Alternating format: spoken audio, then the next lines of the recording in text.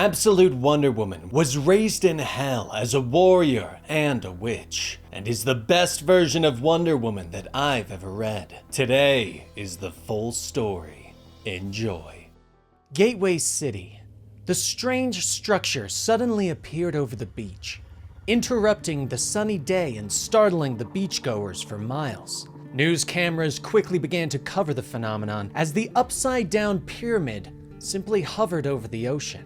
But suddenly, screeches could be heard. Small red creatures, lizards with wings, suddenly flew from the pyramid's crevices. The monsters swooped down on the population of Gateway City, causing the people to run in fear. Windows shattered and people ran in a bloody panic. One person falls, trying to cover their head as the monsters swoop on them. But suddenly, there is a crack of lightning across the blood-red sky, and the creatures scatter as a rider descends on a flying skeletal horse. The rider draws a massive sword and slices through the monsters. She leaps from her mount, landing in a heroic pose on the beach. Flayed monsters fall around her as she removes her helmet and reaches down to dip her fingers in their blood, smearing it across her face. She raises her hand, and an ancient spell escapes from her lips. The spell lashes out, stunning the monsters and dropping them to the ground. And through it all, a smile plays across her beautiful face. Long ago, on the wild isle of Hell, the witch Cersei continues her endless toil in the darkness. But suddenly, there is a sunshine upon her back. "Never thought I'd be happy to see the sun," she says with a sigh as she stands and turns. Apollo, god of the sun, slowly descends upon her. "Come forward, witch. You may kneel," he tells her. Cersei frowns and shields her eyes. "I'm fine," she says with a shake of her head. He holds out a bundle in his hands, offering it to her. Cersei looks at it in surprise and takes the baby girl. "This is a baby. Why have you brought a baby to hell?" she asks. Apollo has already begun to float away, the sun rising over the island. "The baby is Diana, princess of Themyscira. She is the last of the Amazons, and has been taken from them by my father, Zeus, as punishment for their crimes against the gods," Apollo declares. He tells Cersei that Diana may never again see her people, and they have all been imprisoned. Apollo suddenly stops his ascent. "From here forth, the word Amazon is banned. So I decree," he bellows, his words springing forth like rays of the sun. He looks down at the witch and smiles. "Try it for me, Cersei. Try to say the word. I want to see," he asks. Cersei looks at the baby in her arms and whispers the word. But it comes out soundless, like it had never existed in the first place. Satisfied with his work, Apollo turns and continues his ascent, with Cersei holding the baby in her arms. "This is hell. What if it dies?" she calls. Apollo doesn't bother to look over his shoulder. "The gods care not. This is where she belongs now, for however long she is," he calls before disappearing, casting the isle once more into twilight. Cersei sighs and places the child on the rocks. Diana gurgles as Cersei sits quietly and studies her. Suddenly, a glowing snake begins to make its way towards the child. Cersei doesn't move, unsurprised that hell would take the child so quickly. The snake opens its mouth wide and prepares to strike, but the child is fast, and Diana reaches out and snaps the snake's mouth close. And she giggles as she flings it away.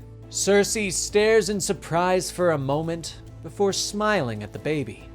And so, their lives continue in hell. At first, Cersei regards the child with little interest, helping her, but not caring for her. But time continues on, and the powerful sorceress begins to raise Diana, taking care of her, teaching her, growing to love her as her own. In this way, the two make a meager life on the Isle of Hell. The years pass, and both Diana and Cersei grow older, until the day finally comes. The present. The warrior Diana turns away from the pyramid. The beach is littered with the stunned bodies of the demon lizards. She stalks towards the National Guardsman. "Are you in charge here, soldier?" she asks. But the young man can do little more than stare at her with a gaping mouth and stumbling over his words. "You should evacuate all civilians within a mile," she tells him. She motions to the lizards on the beach. "They are but harbingers for what is to come," she warns him. Suddenly, the pyramid begins to shake and open from the bottom. Diana sighs and looks back. "We are out of time. Evacuate your civilians and bring your army," she says. She turns back as the pyramid seemingly uncurls and gives birth to a massive demon creature. The monster falls into the ocean and stalks towards the city. But Diana stands in its path, her blade at the ready. She glares up at the monster. "You are not welcome, Harbinger Prime. This world will defend itself. I stand before you with the mythical Athena blade, forged by Hephaestus himself. It is more than capable of sending you to your maker. This world is protected," Diana declares. The creature regards her for a moment before opening its mouth. Its words are like thunder, pushing Diana back. "But it is not," the beast declares. Suddenly, Diana's skeletal Pegasus swoops down, breathing fire on the monster. The monster turns from Diana, swatting away the pest. The warrior uses this moment to attack, but the monster turns back to her, beams of energy leaping from its eyes and bringing Diana to her knees. "Ugh, damn laser eyes, every time," she groans as she struggles to her feet. The beast stands tall, letting out a bellow for the smaller creatures to rise. The demon lizards awaken and attack once more, their wings and beaks slashing at Diana's skin. "Again you stand? We warned you!" the beast hisses. It fires again, the blast taking Diana off her feet and sending her bouncing along the beach. A short time ago, Diana sits with Cersei in their cave on the Isle of Hell. Sitting before the fire, the two sit in their chairs. Finally, Diana works up the courage to speak. "Mother, I want to ask you about this word," Diana says, motioning to her book. Cersei nods and smiles, closing her own tome. "I thought you might," she says softly. "It's important." "I'm afraid," Diana whispers. But Cersei shakes her head. She knows that her daughter fears little. "You're not afraid of the word. You're afraid of the change saying it will bring," Cersei says. She reaches a hand for Diana's cheek. "Say the word, Diana. Say it and know it is what you are," Cersei tells her. Diana pauses for a moment and nods. "Amazon," she whispers. And so, Cersei tells her daughter the truth. She tells her of the day that Apollo brought her to this damned island that became their home, brought Diana into her life, and how Cersei grew to love her, and that the god banned her from ever saying the word. "They don't want me to know I'm an Amazon. They took me from them, and they tried to stop me from knowing what I was. Why?" Diana questions. Cersei stands and takes Diana in her arms, explaining that the Amazons protected the world from darkness, and without them, the very world may end. Or perhaps you will say your name again and become what you were always meant to be, Cersei whispers. Tears begin to fall from Diana's eyes. "Amazon!" Diana calls. Now, on the beach, the warrior struggles to her feet, a look of determination on her face as she stares up at the massive monster that threatens the city. "No," Diana whispers. She reaches into her pouch, pulling forth a lasso of magical power, its red fibers whirling around her as she stalks forward. The monster looks down at her once more. "Away, warrior! You are beaten! Leave us, as we must prepare the way! This world is ours now!" The monster says, motioning her away, but Diana shakes her head. "No!" she growls as she begins to float into the air, her eyes glowing as they cast the reflection of her weapon. "For I am Diana of Themyscira, last of the Amazons, daughter of Cersei, princess of hell, witch of the wild isle, and you will not have this world while I still draw breath." Gateway City. The massive creature known as the Harbinger, from the depths of the ocean, steps forward, but is met by Diana, who stalks up the Gateway City beach with her magic lasso whipping around her body. The Harbinger fires a blast of energy from its great eyes, which Diana dodges under. She lashes out with her lasso, striking the monster across the face. "That is but a taste, Harbinger Prime. Retreat now and save yourself," she orders. But the monster bellows for its minions, and the small lizard-like creatures launch forward, swarming over Diana. "Retreat is doom, you fool," the Harbinger rumbles. Diana throws up a protective spell and knocks away the small creatures with her lasso. The Harbinger has left her no choice, and she whirls the weapon over her head and tosses it around the great beast's neck. "Hear me, Harbinger Prime. This is a weapon forged in the fires of hell, fashioned by the sorceress Cersei and made from the remains of the last basilisk. It binds and burns in proportion to your sins," Diana tells the monster. Harbinger Prime roars with pain as its skin begins to sizzle. "Release me, Amazon! Release me!" The Harbinger Prime yells, his screams of pain shaking the buildings around them. Diana nods her head. "You shall have your freedom on one condition only, Harbinger Prime," she tells the monster, ordering the creature to return to the depths from whence it came and tell its master that the earth is now under the protection of Diana of the Wild Isle, princess of hell and the last Amazon. The Harbinger stares at her for a moment before finally dipping its head in submission. "We accept," it rumbles. Diana nods and releases the creature, allowing it to return to the ocean, its small minions following close behind. Diana lowers to the ground, watching as the ocean returns to its former calm. Behind her, the smoke of the battle billows, and as the smoke begins to blow in the ocean breeze, a lone soldier steps through. "Diana?" he asks. The princess turns slowly and regards her lost friend. "Steve," she says gently. Before, on the shores of the Wild Isle, Diana was walking one day and discovered a man washed up on the shore. Rushing to his side, she leaned over his battered body. Please tell them I'm sorry," Steve gasps. His eyes flutter for a moment and close. "Who are you? Where did you come from?" Diana wonders quietly to herself. Lifting the man in her arms, she rushes back to their home. Cersei turns in shock as the door bursts open and Diana rushes inside, the man in her arms. "Mother, bring the Cerberus fur. It's the warmest," Diana shouts as she lays Steve in her bed.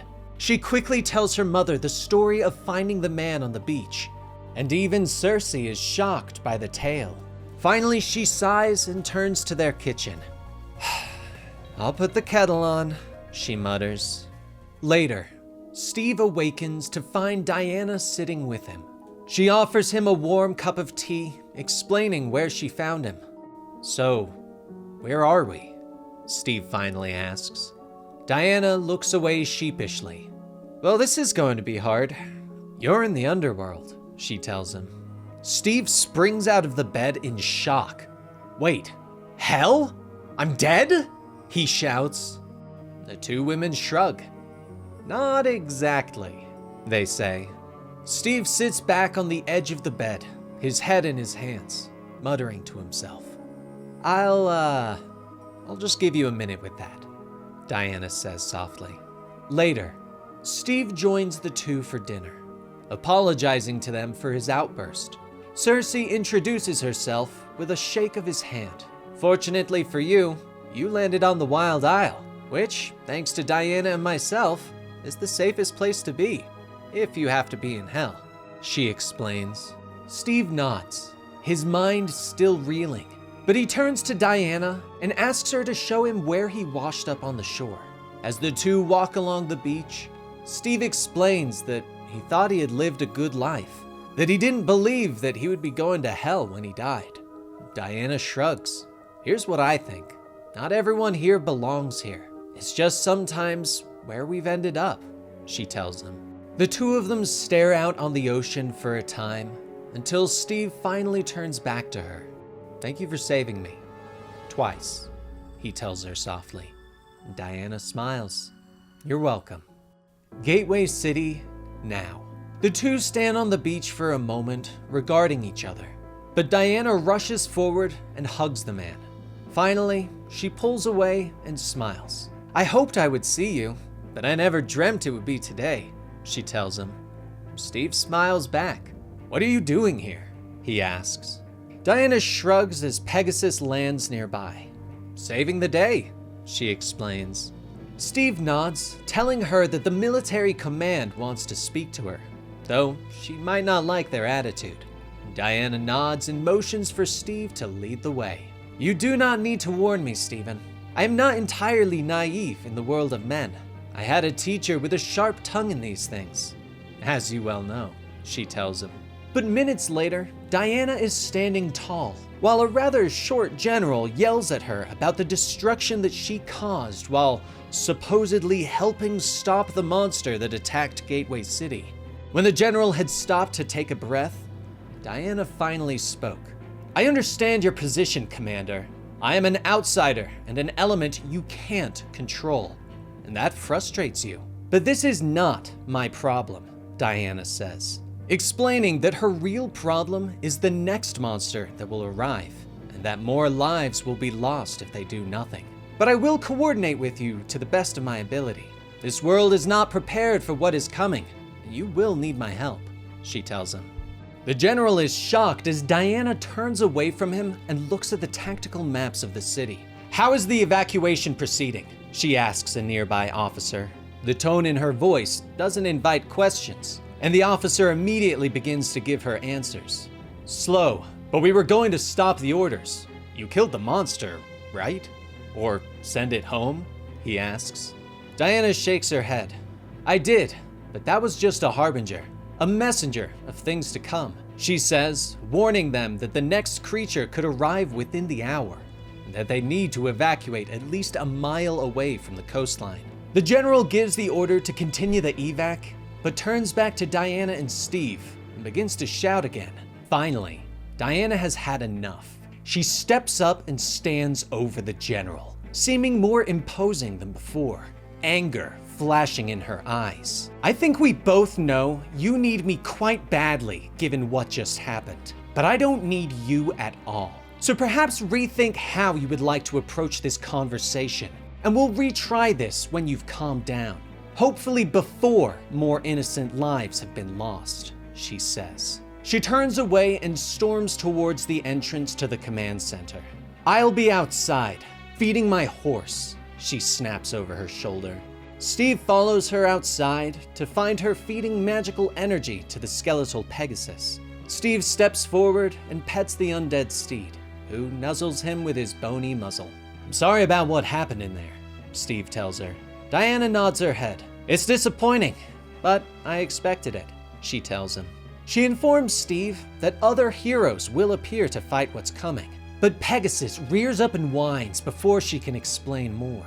A wave of magical energy washes over the city, and Diana turns to see the soldiers falling to the ground and clutching their heads. She moves forward, pushing through the psychic energy. She approaches the beach and stares in shock. Steve joins her, and they both stare up in horror at the great creature that has risen from the waters. Oh my God, Diana, what is it? He asks. Death personified, she whispers. She begins to walk forward, ordering Steve and the others to completely evacuate the city. I'll buy you some time, but the tetracide leaves nothing behind, she says as she moves forward into the water, the great monster rising up before her. Far away from the shoreline, where Diana fights against the mighty demons, the staff of the Gateway City Natural History Museum watch the battle unfold on the news. But no one is staring as hard as Barbara Minerva. The hot coffee is forgotten in her hand as she recognizes the warrior woman on the TV from something in her studies. Wonder Woman, Barbara whispers before turning and rushing out of the room, pushing past her startled coworkers in her mad dash. Meanwhile, at the boardwalk, Diana has returned to the military command center as the tetracide continues its slow movement towards the shoreline. Diana enters the command center and leans over the table. I used magic to slow it down, buy us some time, but the tetracide is very resistant to magic. My mother would have been more effective, but alas, we only have me, Diana tells them. She turns to look at the gathering of soldiers. Before you leave, and you should all leave immediately, it's important that I tell you how the tetracide kills, so that you may have a hope of fighting it after it has killed me, Diana tells them. The soldiers move closer, their eyes wide with fear as Diana tells them all that she knows. She explains that tetracide literally means four killer, and that the great creature kills in four ways: death of fear, death of mind, death of body, and death of soul. Death of fear doesn't sound so bad, one of the soldiers points out, but Diana shakes her head, explaining that the monster will emit a sound that will make it so that all who hear it will no longer be capable of feeling fear. And because of this, they will be drawn to the tetracide. They will rush to the great monster and will walk right into its waiting jaws, where they will suffer the great agony in the death of mind, body, and soul. I don't want to be dramatic, but the people who are crushed to death in the race to the tetracide's maw will be the lucky ones, Diana says as she looks at those gathered. So please, for the love of Hera, leave this place. Run if you can, she tells them. Diana pauses for a moment as they all watch her. Then, with a final nod, she walks out the door. Steve follows her quickly, but Diana begs him to try and get as many people to safety as he can. I cannot help them once the sound begins, and it will begin very soon, she says over her shoulder as she stalks towards the beach. Pegasus waits for her. The great monster is still in the distance. Diana sighs and places a hand on the bony steed. Pegasus, keep your distance. Attack with hellfire if you can, but stay out of reach. If it lays one tentacle on you, that's it. I'm quite sure Zeus will make certain that you're not resurrected again, my friend, she says softly as she lays her head on his bony muzzle. Pegasus leaps into the air with a stamp of his hooves. Diana begins to fly, readying her sword and lasso. Tetracide, I wish you no ill will. I only seek to protect these people, this city, this world. I will give you the same offer I gave the Prime Harbinger. Leave now and never return, or die by my hand, Diana calls as she floats before the monster. The tetracide's response is a roar that echoes across the city. Diana sighs and nods her head, a steely determination in her eyes. So be it, she says softly. Diana whirls and throws the massive sword, sticking it into the tetracide's head, the lasso wrapped around its hilt. She flies fast, racing around the monster and wrapping it up with the lasso. Goddess Nike, lend me your winged speed, if not victory, Diana prays. The tetracide is quickly wrapped as Pegasus swoops in and fires bouts of hellfire upon it. But the plan doesn't work, and a massive tentacle reaches up and pulls the sword free, and the lasso falls uselessly with it. But Diana doesn't stop moving. She reaches inside her magic pouch as she swoops back towards the monster, a brief spell whispering from her lips as she draws forth a massive axe. Strike true, my friend, she calls to the blade as she flies among the tentacles, slashing and cleaving them from the monster. But one of the slippery appendages reaches out and wraps around her arm, pulling tight. No! Diana screams. It wasn't that long ago that Diana lived upon her island with Cersei. Steve had grown used to living on the island, helping Diana fight off the Kraken that seemed to have grown fond of him. But he still longed to return to his world. Do you miss it terribly? Tell me about your home, Diana requested one night as they sat by the fire. Steve smiled, and a faraway look could be seen in his eyes as she watched him. He told her that Gateway City was on the coast, and when the sun would hit the ocean, it would seem to dance before your eyes. That night, as Cersei cooked their dinner, Diana began to study. Eventually, she closed her book and stood. Steve, would you mind grabbing some firewood from the pile by the door? Diana called as she crossed the room to her mother. Once they were alone, Diana whispered her plan to Cersei. I found it, Mother. The way to send Steve home. This spell, Diana whispered as she showed Cersei the book. But Cersei points out that the spell requires a worthy sacrifice, not a small one. I understand it perfectly, Diana tells her before Steve returns. That night, Cersei awakens to find her daughter sitting before the fire, whispering quietly. Diana? What are you doing up at this hour? Cersei whispers as she crosses the room. I couldn't stop thinking about it. About what I am, Diana tells her. She glances up. If I am a great warrior, and will someday be an even greater one, a savior of humanity, as you say, then I cannot fail in my first mission for humanity, Diana tells her. But Cersei doesn't understand. Diana motions to Steve, who is asleep nearby. One good man is all it takes to save the world. He wasn't a gift, Mother. He was a test, Diana tells her.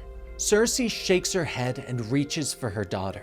We don't know that, she whispers. But Diana pulls aside her cloak, revealing her severed arm laying before the fire.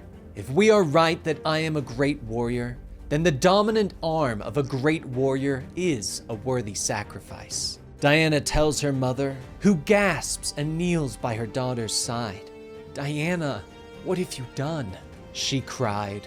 The next morning, Steve finds the women on the beach, standing before a roaring green fire as they cast their spells. He is shocked to find Diana is missing her arm, but before he can question the events, the spell takes effect. Steve begins to disappear. Diana, he calls, but the island is gone, and once again, Steve finds himself on the beach of Gateway City, shocked and confused. The spell was cast, and Steve was gone. Diana looked sadly at where he once stood. I'm sorry you didn't get to say goodbye, Cersei tells her daughter, but Diana shakes her head. I will see him again, she says softly. In the present, the tentacle tightens on Diana's arm, but she whispers a spell, and the arm suddenly disappears with a crackle of magic. Diana falls through the air, but begins to fly again and returns to the command center. Are you okay? Your arm! It took your arm! One of the officers says as he rises to her side, but Diana shakes her head, angry that the soldiers have not retreated yet. I'm fine. I lost my arm long ago. In its place is a magic arm my mother and I made. I can get it back, but it will take complicated magic. Diana says. She looks around, questioning the soldiers if she was unclear about them retreating. You need to leave now, she says to the officers as she clicks on a prosthetic arm. She turns to find Steve standing before her, a hand reaching out for her missing arm. This is how you got me out. You gave them a hero's arm, he says softly. Diana smiles and places a hand against his cheek. I believe I called it a warrior's arm, but it was more than worth it, she tells him. Steve looks up, explaining that he doesn't want to abandon her to this monster. I know, it's why you were worth saving, but you need to listen to me and go, she whispers. Diana heads back outside, hoping to buy the evacuation more time. But as she steps outside, she stumbles into Dr. Barbara Minerva. Miss, you shouldn't be here, Diana tells the excited woman. Barbara stares at her in awe, and Diana turns to leave. Wonder Woman! Barbara suddenly shouts. Diana turns back to her in surprise. The Amazons! It's what they would call their champion. You are one, right? An Amazon? Barbara says, her words rushed out. Diana stands before her. You know about the Amazons? She asks. Barbara nods, explaining that she has studied the myth of Amazons her whole life. She even wrote her dissertation on it. But suddenly, the screech of the tetracide echoes through the city. I must go. We will speak on this more, Diana says before leaping into the air and flying away. She stands on the beach once more, staring at the tetracide as it grows ever closer. But Diana finally has a plan, something that might save the people of Gateway City. Diana gathers a news reporter and his cameraman, bringing them to the highest building in the city to work her magic. She looks up at them as she begins to trace a magic sigil. This is not for recording, gentlemen, Diana tells them, explaining that magic is very powerful and sacred, and someone must earn the responsibility to wield it. She begins to cast her spell, and finally looks at the reporters to begin broadcasting. Once the camera is rolling, Diana begins to speak to the people of Gateway City, warning them of the horror that is coming, but asking them not to be afraid. My name is Diana, and I'm afraid that I need your help to save your city. This will be difficult to hear, to understand, but to save you from the fate of the tetracide, I'm going to briefly make the entire city deaf, she tells them. She knows that the people will be afraid, but they need to remain calm and help those around them while she battles this great evil. I came here to save your city, but today it will be up to each of you to save your city instead. I know you can do it. Wonder Woman believes in you, she tells Gateway City. She reaches for a magic vial in her pouch and smashes it in the center of her sigil. A powerful magic explodes outwards, and a green mist begins to blanket across the city as Diana's plan begins to take effect. And so, Wonder Woman's plan to save Gateway City is put into action. The entire city is about to lose their hearing, but thanks to Diana, hopefully they won't lose their lives as well. Gateway City now. Etta and Gia Candy watch the news of the attack on the TV. They watch as Diana stands before the camera, asking that everyone help their neighbors as the spell of deafness falls over the city. Etta holds up a sign for her sister, explaining that she is going out to help. She reaches for the door to their shop and opens it, but both sisters are shocked to find Diana and Steve Trevor standing before them. Hey Etta, can we come in? Steve asks. But Gia suddenly begins to freak out. Oh God, I can hear you! Am I going to hear the death sound? Gia shouts as she quickly covers her ears in a panic. But Diana smiles and motions for her to remain calm. You're okay. I've done a protective spell around this building so that we can communicate safely. Steve introduces Diana to the pair, explaining that she and her mother were the ones who protected him while on the Wild Isle in Hell. Etta and Gia stare at the Amazon in shock.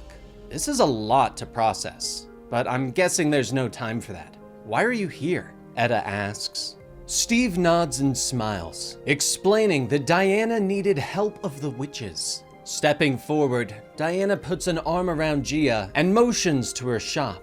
Fear not, Gia. I come seeking only ingredients, no more. I had to use the last of some things for the spell to deafen the city, Diana tells her. She flexes the prosthetic that has replaced her magical right arm, explaining that while the arm was forged in fire by Hephaestus himself and is a powerful weapon, she will need her magical second arm to defeat the tetracide. Gia nods at the warrior. Arms are good to have, she says softly. Diana begins to list off the ingredients that she requires, and Gia moves quickly around the shop, gathering the most rare items from a safe. Diana smiles at her. Gia, thank you. You are quite the witch, she says as the final items are laid on the counter. Diana looks around the room, questioning whether the girls have somewhere else that she can cast the spell, because there will be quite a lot of blood, Diana notes. A short time later, Diana is in the back room of the shop. Her upper body was covered in the blood that Steve, Gia, and Etta donated. The trio watch wide-eyed as Diana begins to mutter her spell inside a circle of power. Blood-red light begins to fill the room, and energy suddenly slams into Diana's chest. Long ago, on the Wild Isle in Hell, Cersei rushed outside from her cave home. She falls to her knees and tries to catch her breath. So the visions have started then, a voice calls to her. Cersei looks up, but keeps her eyes shut tight. You did this? She demands. There's a long pause. Yes. My most devoted disciple, the voice finally answers. Cersei asks why. Why would the voice do this to her? Why would she allow her devoted disciple to be imprisoned on this island and bring her a child that wasn't her own? There is a great and powerful game afoot, Cersei. A new path has been set, the voice says, explaining that she foresaw that Cersei would love and care for the child, and that the child's love would in turn change Cersei. I could see that only one such as you could raise the hero that we would need. I see that you will, in time, defy even me to protect her, the voice says. Suddenly, a light fills the sky that Cersei can see even through her tightly shut eyes. You may look upon me, Cersei, most beloved of all my beloved. Look upon Hecate and know you are blessed and will be remembered. The goddess calls. Cersei opens her eyes and looks upon the goddess of magic and witchcraft. Shortly, she returns to the cave, where Diana is asleep on her bed. Cersei looks at her daughter, remembering the visions of the future that she saw in her dreams, of the hero that Diana would become. Diana suddenly opens her eyes and reaches for Cersei. I had a bad dream, Diana whispers as Cersei lays next to her, whispering that she too had a bad dream. Diana yawns and pulls tight against her mother, asking what her dream was about. Cersei takes a moment, staring up at the rocky ceiling of their cave dwelling. The future, she finally whispers softly in the darkness. The door to the stockroom opens and Diana steps out, her magical arm returned and glowing. Thank you, my friends. My strength has fully returned. I owe you a debt, and it will not be forgotten, Diana says as she moves to wash the dried blood from her body. She moves towards the door, preparing to head back out to battle the tetracide. But she is shocked as she looks at the pier, as smoke and fire show the creature's path into the city. By Hecate, no, Diana whispers. She leaps into the air, flying back into the city. She hovers close to the massive monster, trying to think of some way to stop its advance. The people of Gateway City can't hear the death sound, so they are not coming to the monster. Instead, it has gone looking for them. Every step shakes the earth, and buildings quake and crumble at its passing. Suddenly, an idea springs into mind, and Diana flies back out of the city. She returns to the ocean and hovers over the place where her sword disappeared beneath the waves. She begins to cast another spell, and the ocean begins to bubble. Finally, the blade breaks free of the waters and returns to her hands. "Hello, my friend. I've had a very big idea for you. You're going to love it," Diana says with a smile.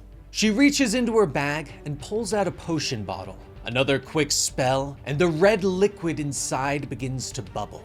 Diana throws the potion onto the beach, and the air is suddenly filled with the screeches and cries of humanity. Horror and fear echo throughout the beach. Inside the city, the tetracide suddenly turns.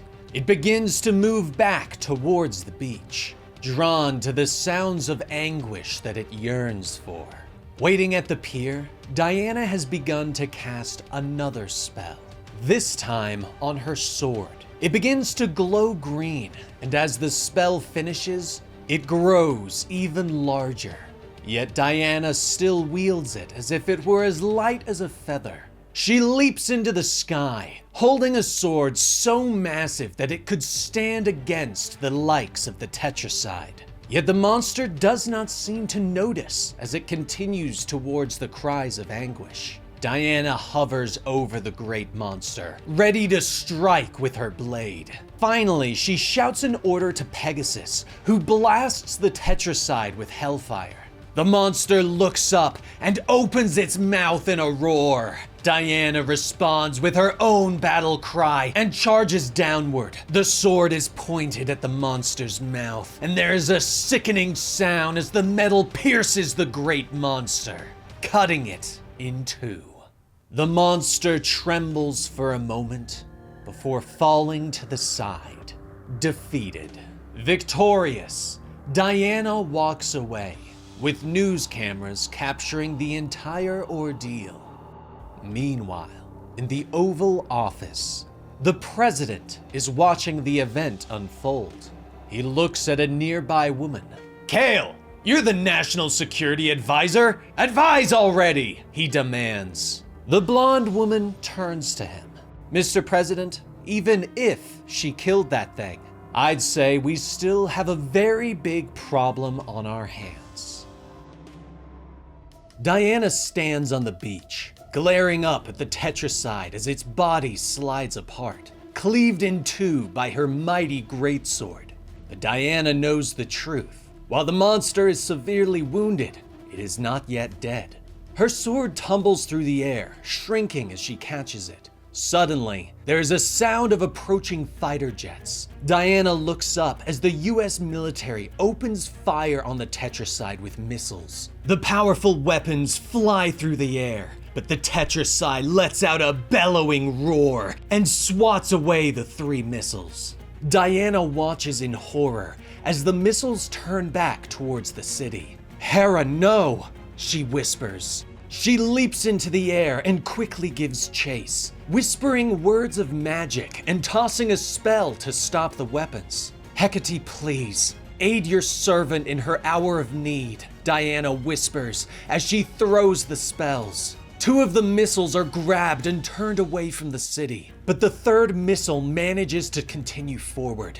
It grows closer to striking one of the buildings, but suddenly, Pegasus is there, opening his bony jaws and breathing a burst of hellfire that destroys the weapon. "Thank you, Pegasus," Diana whispers. She glances up to see the fighter planes turning around for another pass. "Can't be having any more of that," she says to herself. Shortly, the fighter pilot glances up from his instruments. His eyes widen as he sees the female warrior flying alongside him. "Hi, so, I need you to not do that again, all right?" Diana requests. He stares at her for a moment, dumbfounded, but finally nods. Yes, ma'am," the pilot says with a nod. Diana nods back and flies off. Finally, she is floating over the mighty tetracide, which is already slowly healing, pulling and knitting its bisected body back together. Diana stares at it. She has only been buying time up to this point, but now she needs to end this fight. She reaches down to her belt and begins to unravel her glowing lasso.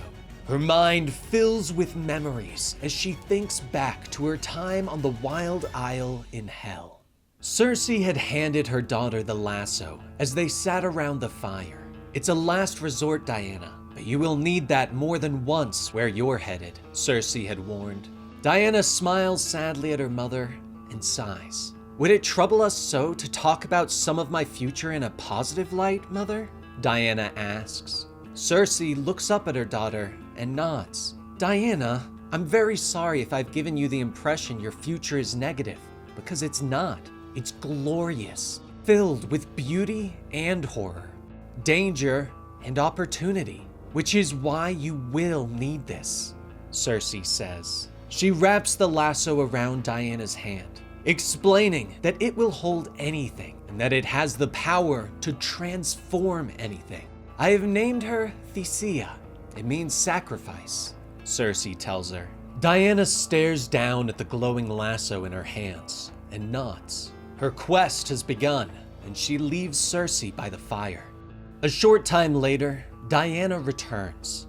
Her body is cut and torn, blood seeping from several small wounds. "You didn't have to wait up," Diana gasps as she collapses by the fire. "Speak plainly, Diana," Cersei whispers as she looks up to her daughter. Diana looks up, memories of her battle with the harpy filling her mind. They fought into a cave, with Diana losing her battle axe. She had no choice but to use the lasso to strangle the monster, watching as the light faded from her eyes. "I found it a bit cruel," Diana finally whispers. Cersei stares at her for a moment, anger flashing in her eyes as she stands. "Diana, not everything you meet will decide to be your best friend. Many will try to kill you even before shoving away your hand of friendship. Thesia is made exactly for that," Cersei says before turning away and walking back to their home. Diana sighs as she watches her mother leave. She tends the fire, slowly putting it out.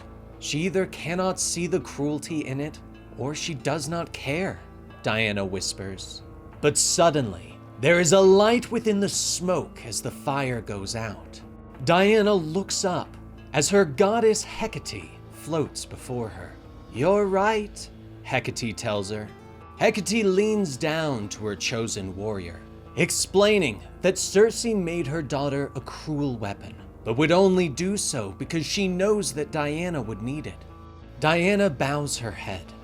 "This weapon, perhaps we do not see things the same way," Diana says softly. But Hecate shakes her head. "This lasso is your mother, girl. She made it with love and pain, fire and blood. It's a lasso of transmogrification, because transformation is what she knows best. And for you, she demands only the best," Hecate whispers before disappearing in the smoke as it dissipates. Shortly, Diana returns to her cave and finds her mother, asking for her forgiveness. "There's nothing to forgive," Cersei says softly, not looking up from her tea. But Diana kneels before her mother. "Thesia is not a weapon I would have made for myself, but I see that is a good thing. As for myself, my vision is narrow. I will always benefit from my mother's eyes. I was wrong to doubt you," Diana whispered. Now, she floats over the tetracide, staring at the monster as it continues to heal. She lowers to the beach and looks down at the lasso in her hands, looking at Thesia that her mother had created, and a plan begins to form in her mind. Of course, it was in front of me all the time. I am become her, she who is both terrible and tragic, cursing and cursed, forever entwined in injustice, a living hell. This mantle must I accept today, for a far greater good, in hope and faith that I will once again someday become Diana of the Wild Isle, Diana, last of the Amazons, Diana, daughter of Cersei.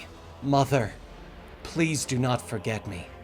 For now," Diana whispers as she begins to wrap the lasso around her arm, remembering her mother's words, her teachings. Diana's body begins to transform, growing in size as her skin becomes thick and scaly. Now, I am doomed. I am Medusa, and none that see my face shall live. She roars as she raises up as the half-snake creature, her hair twisting and hissing.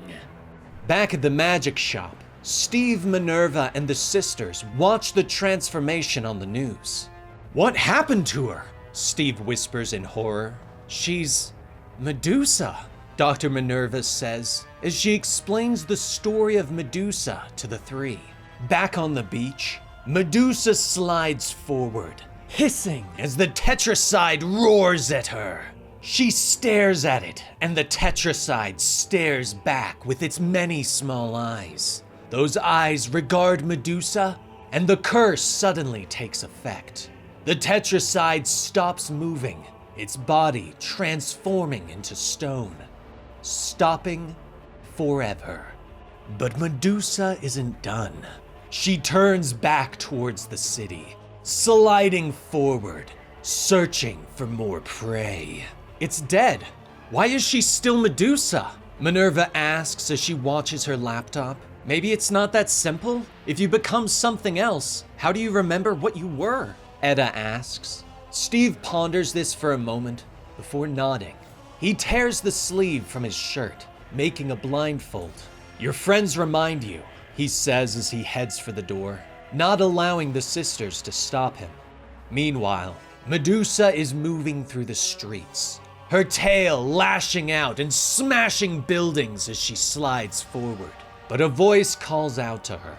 "Diana?" Steve says, moving forward, his eyes covered. "Diana, I know you can hear me, and I know you understand that this is not who you are. You must remember, you are Diana, Witch of the Wild Isle, daughter of Cersei, the last of the Amazons, Wonder Woman, hero of Gateway City," Steve calls. Medusa holds her hands to her ears as the scales begin to fall away. The snake body begins to shrink, and once again, Diana stands before him.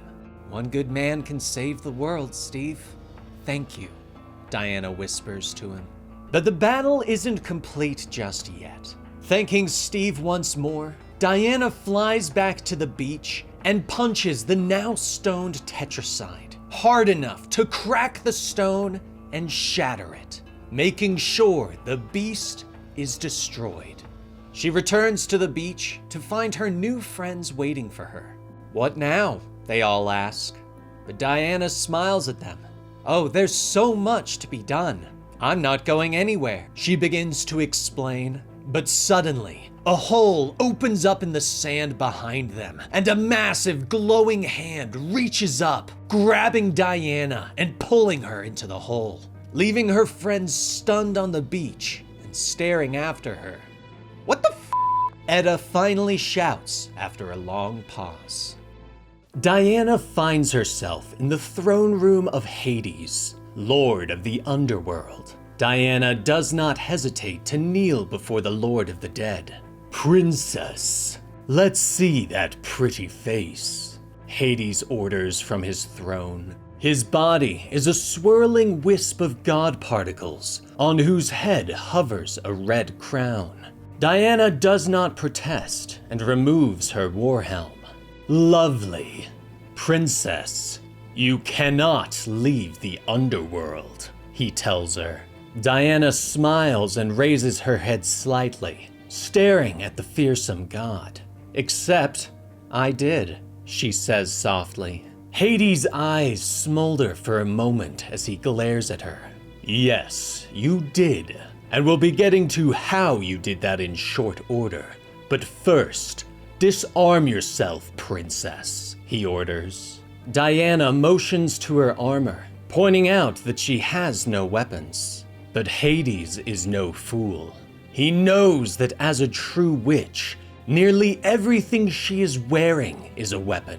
The princess sighs and begins to unclip her armor and drop it to the floor with a clatter. "I am surprised, sire," she notes. "You are a god, and yet you fear my weapons?" But Hades waves away the notion with an air of arrogance. Curiosity rules this more than fear, I'd say, he says, noting that Diana's tongue has been sharpened by her witch mother.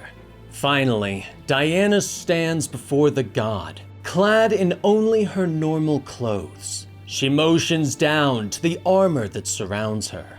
Better? She asks. But Hades shakes his head and motions to the pouch at her feet. Do you think I can't smell an enchanted pouch? The magic coming off that thing might as well have cartoonish stink lines.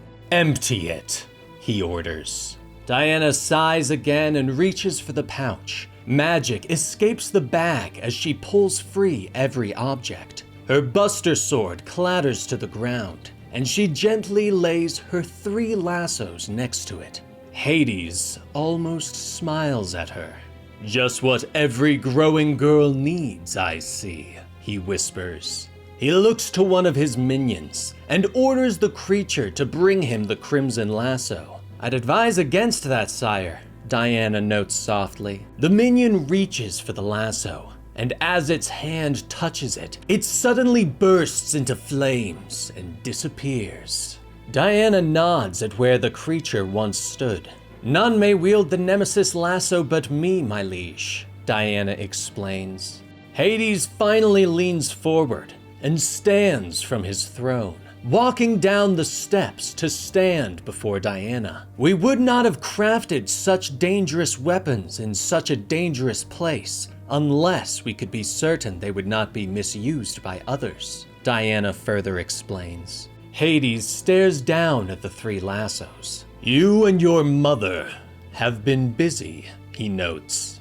Diana smiles again, pointing out that living in a dangerous place forces one to use weapons as a second nature. Tell me what this nemesis lasso is made from, Hades orders. Diana's smile falters as she thinks of her time on the Isle with her mother. She explains that as a child, Cersei would send her on errands for simple weeds and plants. As she grew older, Cersei would send her on more dangerous errands for ingredients. It was only when she sent me to Prometheus that I began to understand the true scope of my mother's vision, Diana says softly.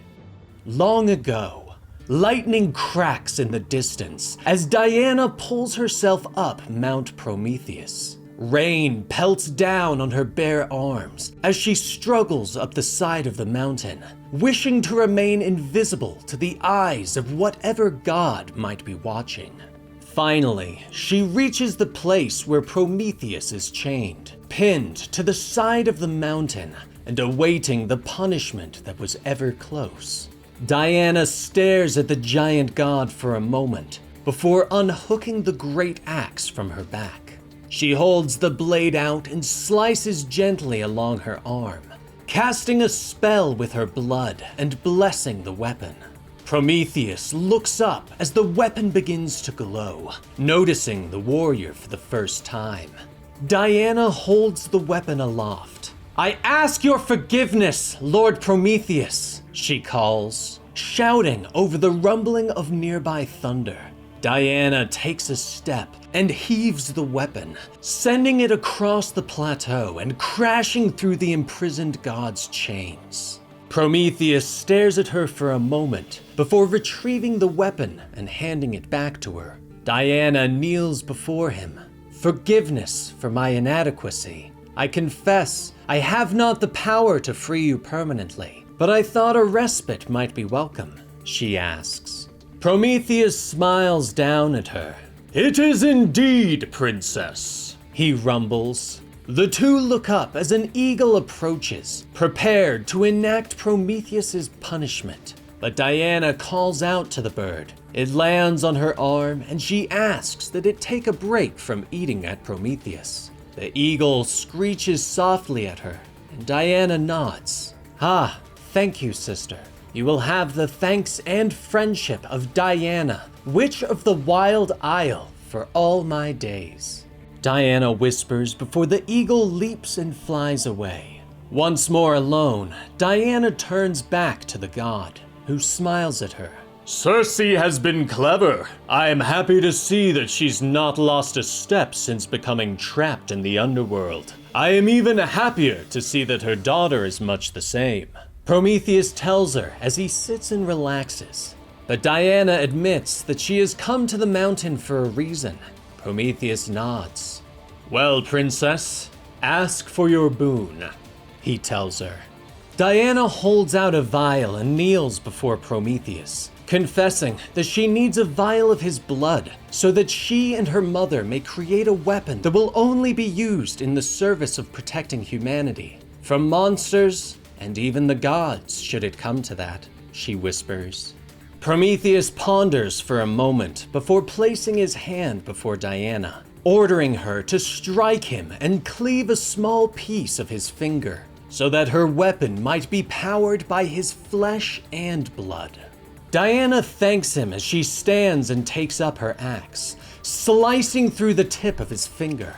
Bless this offering of flesh and blood in Hecate's name, she whispers as she picks up the piece and places it in her bag. Next, she holds up the vial and fills it with the draining blood. May it bring justice to the world, as Prometheus so divines. The blood of Prometheus, god of fire, fire of life.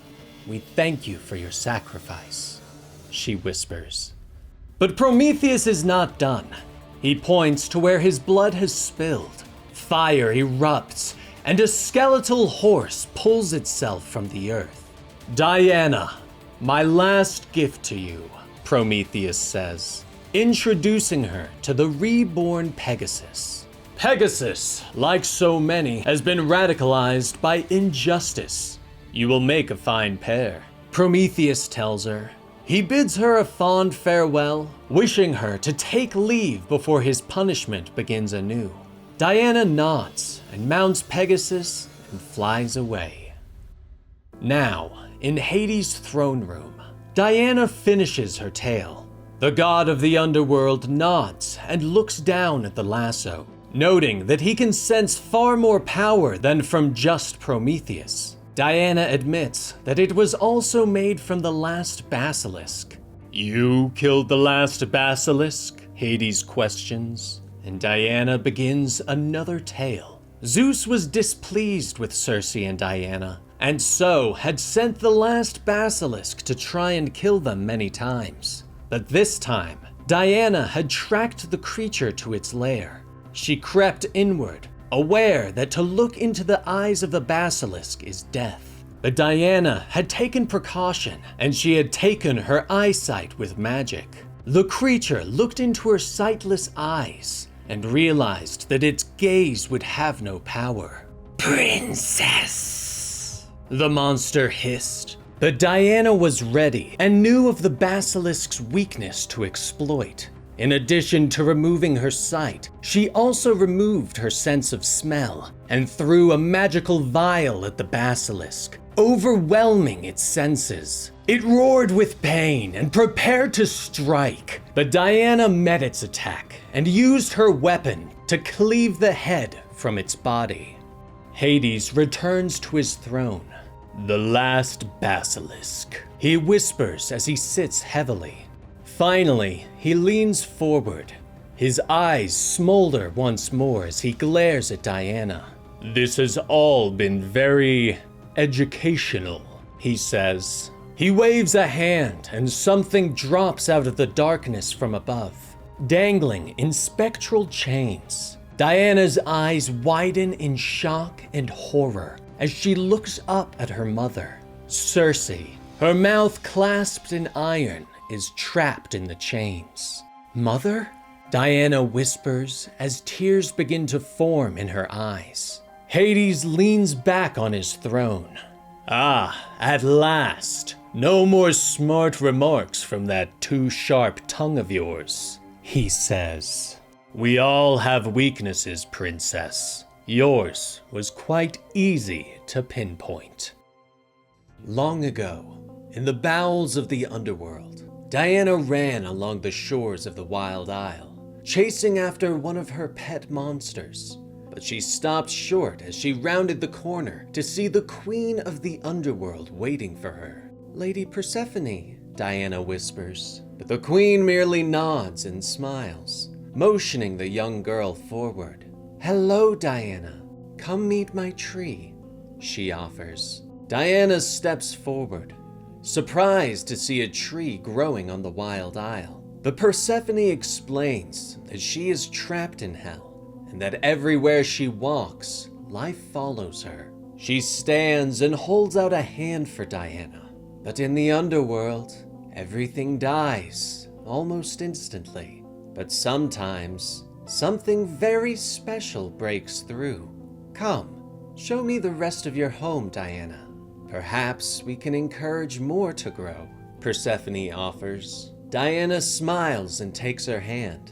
"I'd like that. Mother always needs more plants," she says. The two turn and begin to walk along the beach.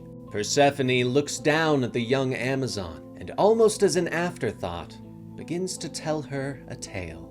"Have you ever heard the story of how I became the queen of the underworld, Diana? It involves a kidnapping and some very diabolical pomegranate seeds," the queen begins. Now, the queen watches as the chimera wraps its paws around Diana's throat. But the warrior twists out of the monster's grasp and hits it hard, knocking it across the arena of the damned. "Quite the fight," Persephone notes. Hades nods his ethereal head as he continues to watch. "Thank you, wife," Hades says absent-mindedly. Before, on the Wild Isle, Cersei kneels before their hearth, whispering softly so as not to awaken the sleeping Diana nearby. She bows her head, whispering for an audience with Hecate, the goddess of magic. "Hecate, please answer me. This is for Diana, and I must demand an audience with you. Now," Cersei whispers. Suddenly, there's a whoosh of flames, and Hecate's head appears in the fires of the hearth, blazing the room to life. "Speak fast, Cersei. I only have seconds," Hecate orders her. Cersei nods and explains that she knows what she must do, but she doesn't know how she is supposed to get her young daughter out of hell. "How am I to accomplish this impossible task?" Cersei pleads. But the fiery head merely nods knowingly. "There will be 2 escapes. The first is temporary, and you need not concern yourself with. The second is more permanent, but the path has been laid," Hecate explains. Cersei doesn't understand, but Hecate can't tell her more. "Ears are everywhere, Cersei," she whispers, promising that Hecate saw what Zeus was planning long ago and began a new game. "The way has been prepared," Hecate whispers as she explains that she once told Hades a fairy tale that impressed him long ago, before a strong breeze came through the cave, putting out the fire. Cersei sighs and looks up. The breeze stirs again and knocks a book from its shelf. She reaches for it and flips it open, revealing the tale, The Lady or the Tiger. Now, the chimera takes a deep breath and roars. Flames erupt and bathe Diana, forcing her back long enough for the creature to rush forward and slash the warrior with her claws. The Amazon gasps with pain as blood spills from her wounds. Hades smiles and glances at his other captive. Cersei sits beside his throne in chains, her mouth covered, tears falling from her eyes for her daughter's pain. "Care to place a wager, Cersei?" Hades says. Before, Cersei and Diana lay in their bed as Cersei tells her daughter the tale of the Lady or the Tiger. Once upon a time, long ago, there was a beautiful princess, Cersei began, turning the pages as the tale continued. She told Diana of a princess that fell in love with a handsome young man, but the king refused to allow them to marry, as the man was not a prince, but a poor farmer.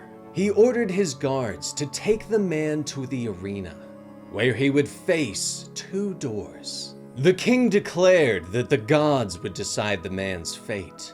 Behind one door was a beautiful woman, and behind the other was a tiger and certain death. Can't he reason with the tiger? Or fight it as a last resort? Diana asks her mother. But Cersei smiles and shakes her head. No, Diana. Most people can neither communicate with tigers nor fight them and live, she explains quietly. The story continues. The princess was still very much in love with the man and told him that she would signal which door he must take. But the princess learned that the beautiful woman behind the door was someone that she was deeply jealous of, a woman who the young man had once loved, and the princess had long hated. Now, she had to choose the fate of her love. When the time came, the young man looked up at the princess, and she gave a signal. He trusted her completely, and so walked towards the door that she motioned to.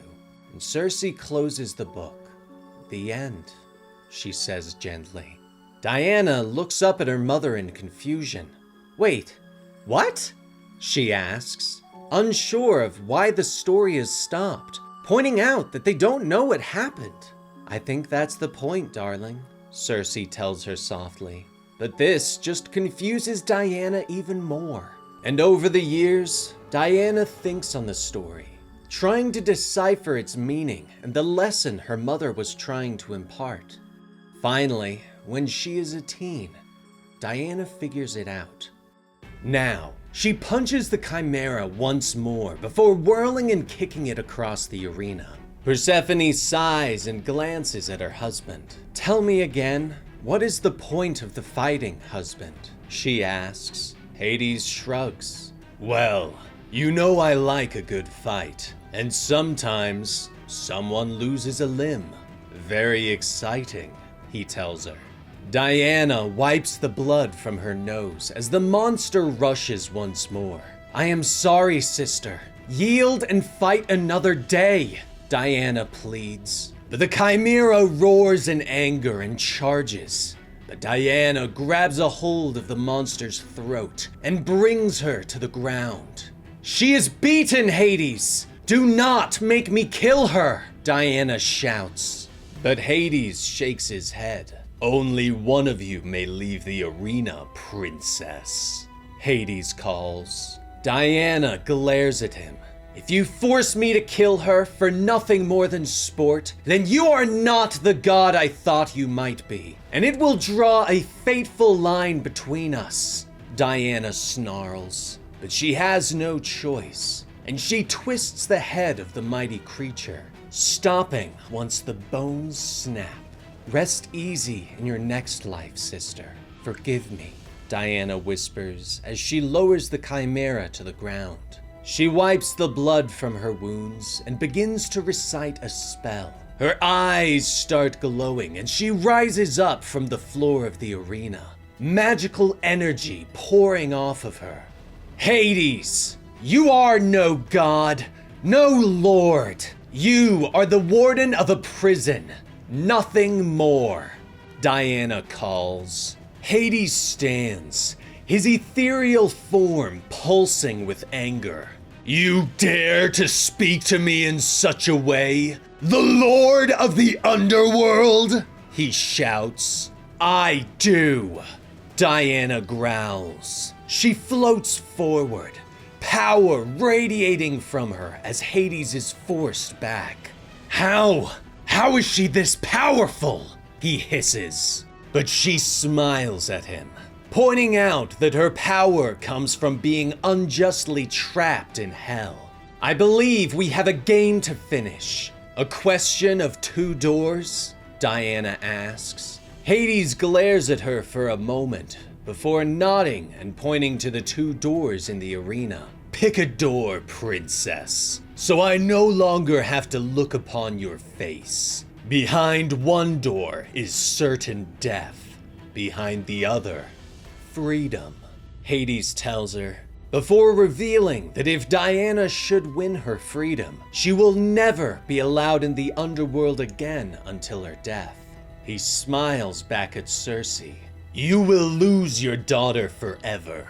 Your wild isle will be barren stone once more, for all eternity," he gloats. Diana looks to her mother and sees a tear rolling down her cheek. But Cersei motions gently with her head, just like the princess in the story. Diana trusts her mother and flies down to the door, pushing it open to reveal a golden light from within. "Thank you for trusting me, Mother," Diana whispers, as she turns away from the door and flies back up. "What's this? Did I stutter? You've won your freedom, and you may not return," Hades says to her, but Diana shakes her head and steps forward. She picks up her mother's chains and snaps them. "About that, it seems some time ago, I had the occasion to eat some pomegranate seeds your wife gave me," Diana says as she frees her mother. Hades glares at his wife. "What have you done, Persephone?" Hades demands. The queen shrugs, pointing out that she has done nothing but feed Diana one of his treasured seeds, meaning that she must return to the underworld for 1 month for every seed taken. But Diana did this out of love. It wasn't tricked like Persephone was. And so, Diana must return. Unless, of course, would you like to break the rules of the seed? You'll have your win, husband, but you will lose your bride, Persephone says with a smile. Hades looks to Diana and glares at her as his body begins to turn to mist. "This is not finished, princess. You've made a grave miscalculation and a motivated enemy," he tells her before disappearing. Later, Diana flies her mother back to the Wild Isle, promising to return. "I'll send you a message as soon as I build the Hyron in Gateway City, as we planned," Diana tells Cersei. She holds out a hand to her mother. "In Hecate's name, fare thee well, mother," Diana tells her as she floats away.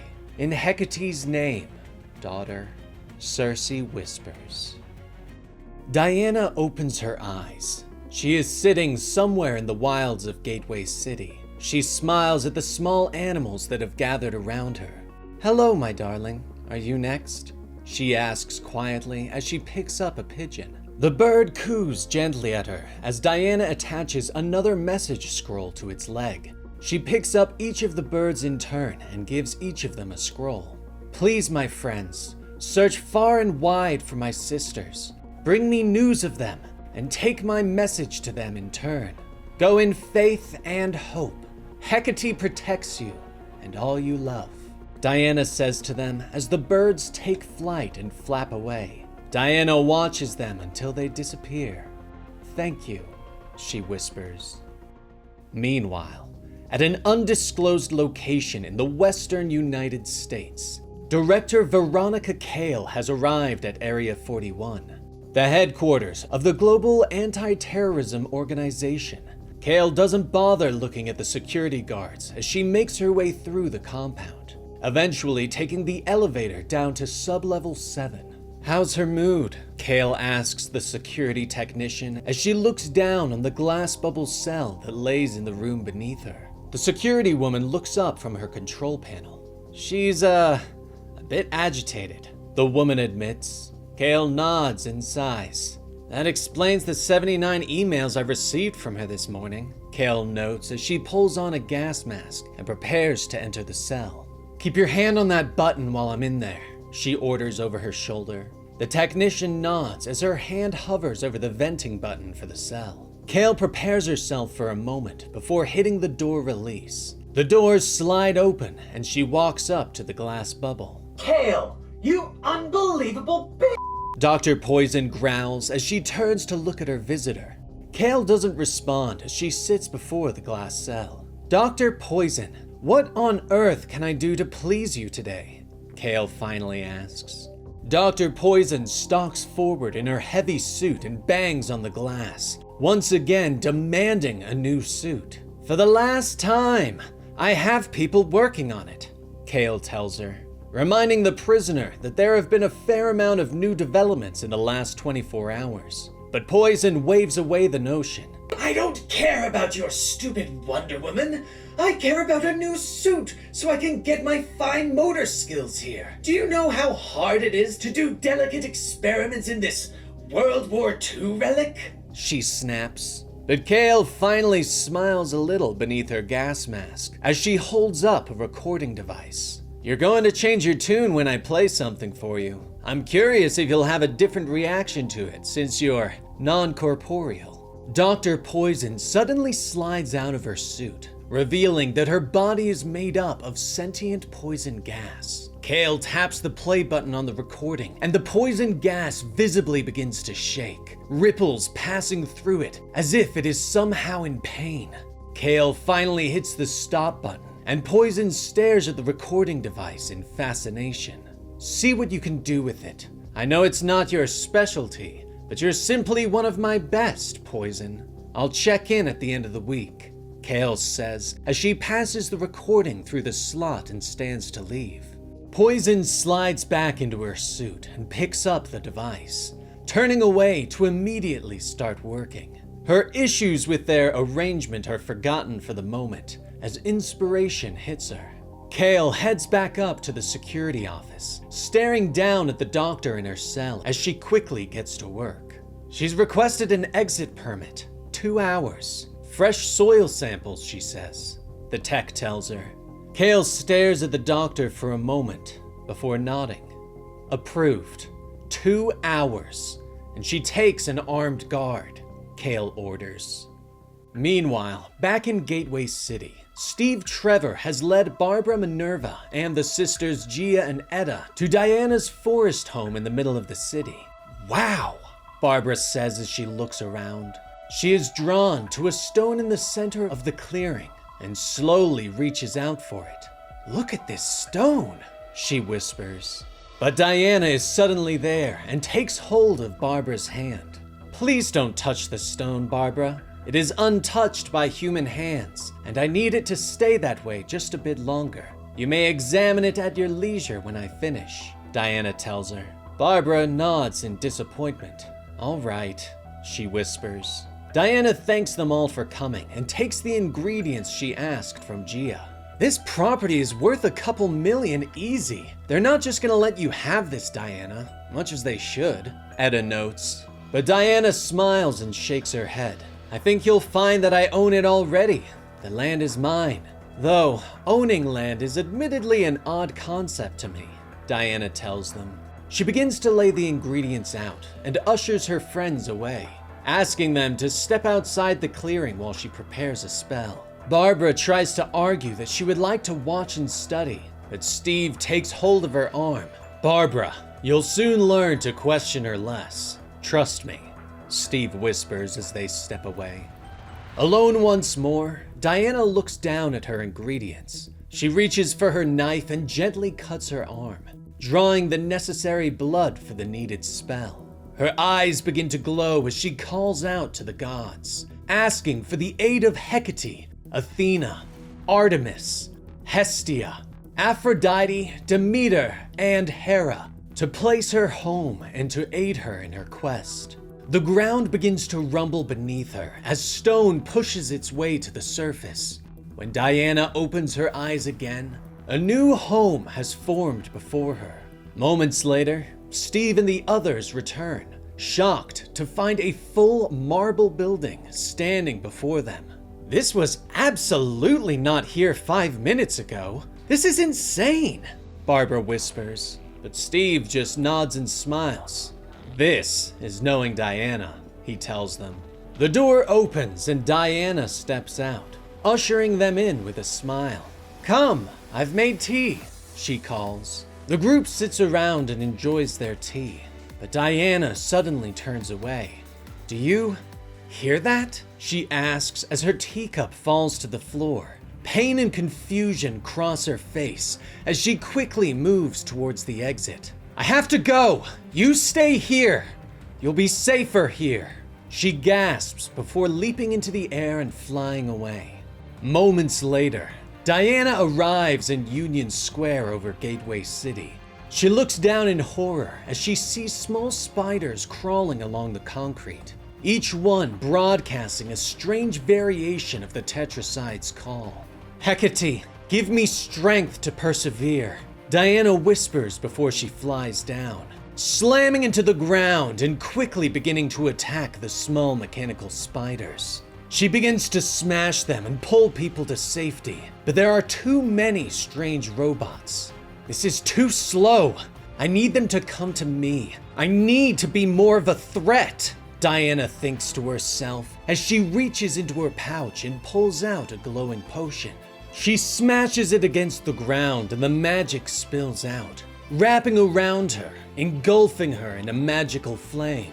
The spiders immediately turn to this new threat and skitter forward, crawling over Diana as they broadcast their horrid noise. The sound weakens Diana and she falls to her knees. Her mind is full of pain and confusion, but finally she gathers her strength and she smashes her fists into the ground, destroying large swaths of the robots. She leaps into the air and spins, throwing the creatures off of her.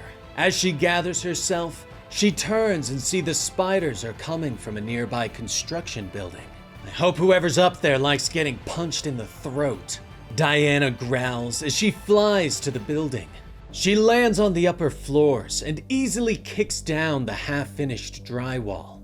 Whoever you are, I hope you're at peace with your creators, Diana bellows as she storms into the room, her eyes glowing with magical fury. But Dr. Poison steps back and holds up her hands in surrender. Wait! Don't hit me! My name is Dr. Poison, and you're going to want to hear me out, princess. Poison shouts, making Diana stop short. I know where you can find an Amazon. Her eyes widening in shock. Far above Gateway City, Diana grabs Dr. Poison by her suit and hangs her over the edge of the skyscraper. First things first, Doctor. Turn off your monstrous tetraspiders, Diana orders as the tiny mechanical spiders that broadcast the tetracide signal stalk behind her. Dr. Poison scrambles to grab hold of Diana's arm and steady herself. Bring me in! The controls are inside! She stammers. Diana glares at her for a moment. No games, Doctor. You have seen what I will do to save this city. Do not think yourself special, Diana warns, before tossing her inside. Dr. Poison moves quickly, crawling across the floor to her laptop and begins to tap commands. Dr. Poison glances over her shoulder at the Amazon. There's toxic gas in this suit. If you toss me out the window, it's sure to leak out and kill people, Dr. Poison warns her. Moments later, the spiders all stop in their tracks. The signal ends its broadcast. Diana steps forward as she crushes one of the spiders in her hands. She is confused. Did your government do this to you, Doctor? She asks. Dr. Poison shakes her head. Not exactly. But they gave you this sound, didn't they? This poor recording of the tetracide song? Unconscionable behavior, Diana growls. Dr. Poison reaches down and begins to pack up her laptop, pointing out that Diana is angrier with her government than she was with the giant monster that tried to kill the world. That was an ancient monster from another world doing only what it knew how to do. It was not a clever human harnessing dangerous weapons it doesn't understand, only to use them to purposely hurt fellow citizens, Diana points out. But Diana steps in Dr. Poison's way, stopping her from packing up and ordering her to call all the tetraspiders back to the skyscraper so that they can destroy them. I didn't agree to. Dr. Poison starts to argue, but Diana motions back to the window. Have you forgotten about the window, Doctor? She asks. Poison sighs, turns and sets the laptop back up, and begins to execute the commands. Behind her, Diana kneels and begins to trace sigils into the floor with a glowing potion. "Tell me how you know of an Amazon. Tell me about my sister," Diana finally says. Dr. Poison continues to work on the laptop, but explains that in the lowest levels of Area 41, there's an ancient maze. "There are all kinds of things trapped inside," Dr. Poison says, explaining that some of them were there when the maze was discovered, while others were put there by the government. Some are human, while others are creatures they don't understand. "And was my sister someone you put in the maze? Or someone that was already there?" Diana asks sharply. Dr. Poison turns back to her, explaining that the Amazon was already there. Now, the spiders have gathered around Diana, and she activates her spell. A portal begins to open on the floor, and the spiders disappear through it. "What have you done? Where are they going?" Dr. Poison asks as she backs away in fear. Diana stands and begins to hover towards the window. "To hell. Don't do this again, Doctor. I'll be watching," Diana warns before flying away. Later, she returns to the Hyron and tells her friends everything that she learned from Dr. Poison. "It's clearly a trap," Steve warns her. Diana nods as she gathers ingredients for her potions, pointing out that regardless of whether it's a trap or not, she must find this lost Amazon. "There is nothing I wouldn't try, nowhere I wouldn't go for the faintest hope of finding a sister," Diana explains. Steve follows her back inside, still worried about the potential dangers of her trip, pointing out that this maze is being used as a prison and that she doesn't even know how to get inside. But Diana has begun to mix her potion. She lifts a vase and pours the red liquid onto the floor. Dipping her hand in it, she begins to trace the outline of a door into the wall, while whispering words of power. "Stephen, you know me well enough to know I make my own doors," Diana tells him as the portal opens. Diana's friends step back in amazement as magic pulses through the room.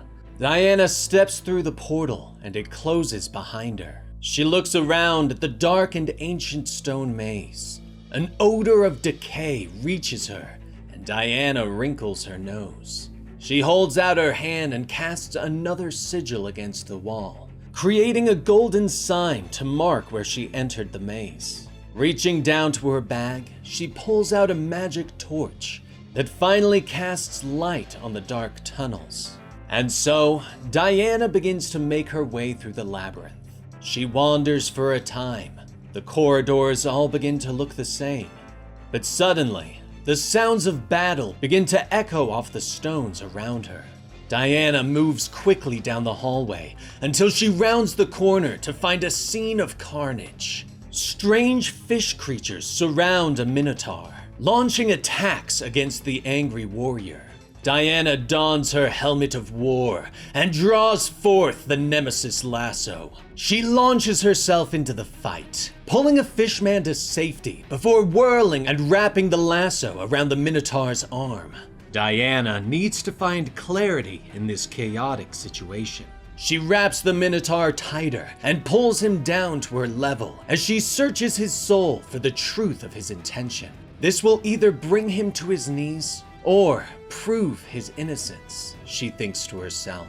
It takes but a moment, but she finds it. Quickly, she steps back and releases the man-bull. "Apologies, friend. I don't know what this is, but you have my axe," she tells him. Diana whirls back to the fishmen, lashing out with her lasso to keep them back. "Or perhaps the lasso will do," she says as she steps back to back with the minotaur. "What do we fight for, friend? Our lives or something more?" Diana questions as the fishmen draw closer. The minotaur glances at her. "They want Petra," he grunts at her. Diana glances to the wall, where she sees a young woman, a siren, nearly dead, but a siren nonetheless. The minotaur lets out a bellow and rushes into the fishmen, driving them back. Diana joins him, slashing with her lasso and throwing punches. The two warriors push the fishmen back until they start to hesitate to continue their attack. You have had but a taste of the nemesis lasso, fiends. It cries for your sin. Let it taste more. Come closer, I beg you. Diana calls to them, but the fishmen retreat down the labyrinth. With the battle over, Diana removes her helmet. She turns back to her new friend as he reaches down and retrieves the young siren. We must go. I hear more menfish close by. They'll join together and redouble their attack. The Minotaur grunts. Diana nods and joins them, and the trio move through the darkness of the maze. Thank you for your timely assistance, stranger. I am Ferdinand, the Minotaur tells her, explaining that he's always lived inside the maze and that he has a place that they can hide. They continue down the hall and Diana glances at her new friend. I know this is hardly the time for it, but have you seen an Amazon inside the maze? Diana asks him. Ferdinand ponders on it for a moment. Some say Clea is an Amazon, though I have seen no evidence of it other than her strength. She is the monster who has taken control of the maze. The woman who hunts Petra, Ferdinand tells her. The pair round the corner and stop short. The fishmen are kneeling, and a woman walks across their knees. It's not Clea, it's Queen Clea, she tells them, glaring at them both. But then, you have always had a disrespectful tongue, Ferdinand. After I've grown weary of your screams, we'll cut it out so I never have to think of you again, Clea tells them. Diana stares at the woman and knows one thing for certain. That is no Amazon. Diana stands ready. The maze corridors are tight around her, but she steps in front of the Minotaur Ferdinand and the siren Petra. Diana glances at the seemingly young girl. She is surprised that the siren does not use her song to merely lay waste to their enemies, but realizes that she may be unable to speak. Reaching into her magic pouch, Diana draws her axe and prepares for a fight. Don't let them get around us! Ferdinand rumbles as the fishmen rush forward at the urging of Clea, their queen. Diana meets them, ramming into one and slamming him into the stone walls. Another falls to a slash from her axe, before another is tossed over her shoulder. The Minotaur joins her, using his massive size and strength to bring more fishmen to the ground. But Clea is shouting at her forces, ordering them to bring up a ballista. Prepare to fire, you fools! Clea bellows in anger, but Ferdinand sees the potential attack. He whirls quickly, throwing the fishmen aside, shielding Diana and Petra with his massive frame. The large wooden arrows sail forward as the drawstring is loosened. The projectiles pierce his flesh and bring forth a grunt of pain. Diana moves to help him, but he waves her away. Go! Protect Petra! Get out if you can! Ferdinand rumbles softly. Diana nods and puts a hand to his shoulder. Do not give up, my friend. I will be back for you. Have faith. You have the promise of Diana, Witch of the Wild Isle. Diana whispers. She whirls quickly and lifts Petra into her arms before rushing off into the maze. The fishmen rush forward, pushing Ferdinand's weakened body to the floor. Bind him for travel, but bring me the siren now! I have waited long enough, and we'll deal with this strange interloper as we do all unwanted things, Clea says as she steps forward. But the fishmen turn to her in fear. Your Majesty, they're gone, one of them tells her. Anger flashes across Clea's face as her eyes widen. Find them and bring them to me! Kill the interloper, but I need the siren alive! Clea bellows in anger. her words echoing along the labyrinth's corridors. But Diana is already rushing away, Petra tucked in her arms. Before, on the wild isle of Hell, the test is about to begin. Cersei prepares her young daughter for battle, tightening the buckles on Diana's armor and helmet as the young Amazon takes her battle axe from the friendly demons that wander the house. Cersei takes one last look at her daughter before pulling her into a hug. Trust in yourself above all things, Diana, and all will be well, Cersei whispers. But Diana smiles and heads towards the door. Don't worry, Mama. I'm not afraid of gods, Diana says over her shoulder. Darkness has fallen over the wild isle as Diana steps outside. A fog rolled in from the ocean that surrounds them. Hello? I am Diana of the Wild Isle. Welcome to my home, Diana calls. Suddenly, the fog parts and out steps a massive black panther, its face covered in blood. Hello, princess, the Black Panther says as it begins to circle the young girl. We do not have much, but what we have is yours, Diana explains. But the panther circles her and proclaims that it will take all. It opens its massive jaws and it moves towards Diana suddenly, but the young Amazon does not move. Defend yourself, princess, the panther demands, but Diana shakes her head. I will not fight you for no reason, she explains simply. The panther continues to circle, explaining that it will rend her flesh, crack her bones.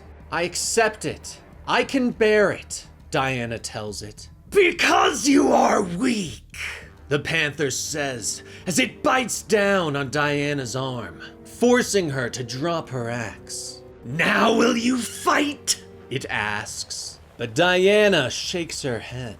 The panther growls softly at this defiance. Suddenly, it turns. A turtle has pulled itself from the waters and wandered onto the shore. The panther moves quickly, charging forward as its jaws open wide. But suddenly, Diana's axe falls in the panther's way, protecting the sea creature. He did nothing to you. Leave him be, Diana snaps defiantly. The panther turns and smiles at her. Ah, there you are, wild one. I knew I could find you, it tells her. Diana's hand begins to glow with the magic as the panther reaches out and pins the turtle to the ground with its massive paw. That creature is under my protection. You may not harm him, Diana growls. She leaps forward, slamming into the panther, hitting it again and again. She swings her axe, drawing blood from the beast. But the panther is not deterred and charges at the young warrior. Later, the door to their home swings open. Cersei looks up, but finds no one standing in the entryway. Diana? She calls as she heads outside. The fog begins to swirl and lift, revealing the young girl unconscious on the rocks. Diana, can you hear me? Cersei asks as she lifts the young girl. Diana stirs and smiles at her, the turtle clutched in her arms. Safe. You'd be proud, Mama. I did good. This is Nico, Diana whispers. Once inside their cave, Cersei takes care of her daughter. Tears spill from her eyes as she prays to Hecate by the fire, asking the goddess to spare Diana from the pain of her future. The smoke swirls around the room, solidifying and becoming an image of the goddess. Please, Hecate, she's just a child, Cersei prays. But Hecate drifts forward. Everything we do is to fashion her into a weapon, Hecate reminds Cersei, a smoke hand reaching out, gently stroking Diana's hair. We love the child as we love few things. But do not be confused by the reason for her existence, Hecate says, explaining that Diana was created to be thrown into a system that must be destroyed. But Cersei stares down at the sleeping child. If you were trying to make a weapon, why also make her a kind little girl? It's unfathomably cruel, Cersei whispers. Hecate swirls around the room, explaining that Diana is a little girl so that others will be dismissive of her, and she will be unseen. She is kind because monsters do not understand kindness, but also she is simply herself. I don't know that any of us could have imagined her this way, this pure, this compassionate, this full of love, Hecate whispers. They will never understand her, and that is an advantage. Have faith and hope, Cersei. We are only at the beginning, Hecate whispers before she drifts away with the smoke on the wind. Now, Diana is drawing close to the mark she left on the wall. It's not far, Petra. Hold fast. I'm getting you out, Diana whispers. She arrives at the place she left the door and, using her magic, opens it. Petra, I give you my word. I will not leave here without Ferdinand. May the goddesses protect you, Diana says as she kneels before the young siren and motions her through the door. Petra steps through to the Hyron and collapses to the floor. Steve and the others turn in shock at the young woman, standing over her and pondering her blue skin. Barbara, does she look dry to you? Steve asks. Then get her some water, Steve, Edda whispers quietly. Meanwhile, Diana has begun to move back through the maze, searching for her lost friend, but something is different. Strange flowers have begun to grow. Their perfumes swirl through the air. Before she realizes what is happening, she has breathed the flower's scent deeply. The world begins to shift around her. The walls become almost liquid.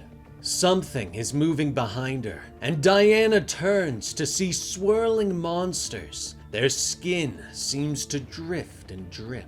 By Hecate, what kind of monsters are you? Diana whispers. She turns to run. The walls are drifting as liquid around her, the scent making her confused. She even forgets why she is running.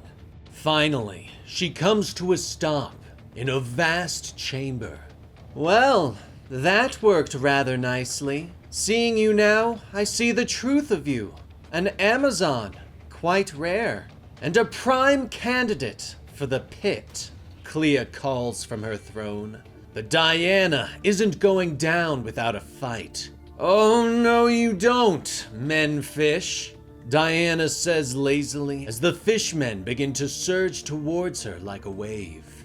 Clea's laughter seems to bubble around the room. They prefer fishmen, actually, she calls. Diana whirls among the bubbly fishmen, throwing punches into them. I'll make note, Diana shouts, her own voice rising and falling like a wave. Finally, Clea waves her hands in annoyance, and Diana notices someone else in the chamber. It's honestly amazing I was able to conquer anything with these minions. Toss in the scientist. The Amazon will go in on her own free will to protect him, Clea calls. The fishmen move quickly, tossing the shouting human into the pit. Diana doesn't hesitate and leaps over the edge, diving downward and catching the stranger before they can hit the bottom. She lowers him to the ground and realizes that the entire chamber is full of the strange flowers that are affecting her mind. Try not to disturb the flowers too much. We'll go mad, the doctor whispers. But Diana can't help it. The perfume fills the air, making her mind even more loose and floaty than before. Diana reaches for her pouch, trying to get a potion that will help her see. Suddenly, Diana can hear something coming. She turns, trying to focus as the chamber melts around her. But something is coming for her. Something big that carries a hammer and looks almost made of fire. "Who are you?" Diana whispers. The creature says something, but its words are lost to the madness that quickly creeps over Diana. Deep within Area 41, in the ancient maze that was discovered, Diana fights for her life in the pit that Clea has tossed her into. But her mind is warped. The flowers around them have altered her sense of reality, and she swings her great axe at the fiery warrior that stands before her. The blade swishes through the air, and Diana stumbles. This is madness, she thinks. Finally, she drops the axe to the ground, refusing to fight blindly and possibly kill someone she shouldn't. She holds up a hand to the fiery warrior and speaks, but her words come out as gibberish to her own ears, and she can't process what she is trying to say. But she thinks her words sound slurred and garbled, but maybe her words are fine, and it's only her perception of them that has changed. She whispers the magic words into the potion.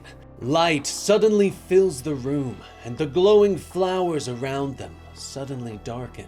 Diana's eyes roll up into the back of her head, and she tumbles to the ground, exhausted.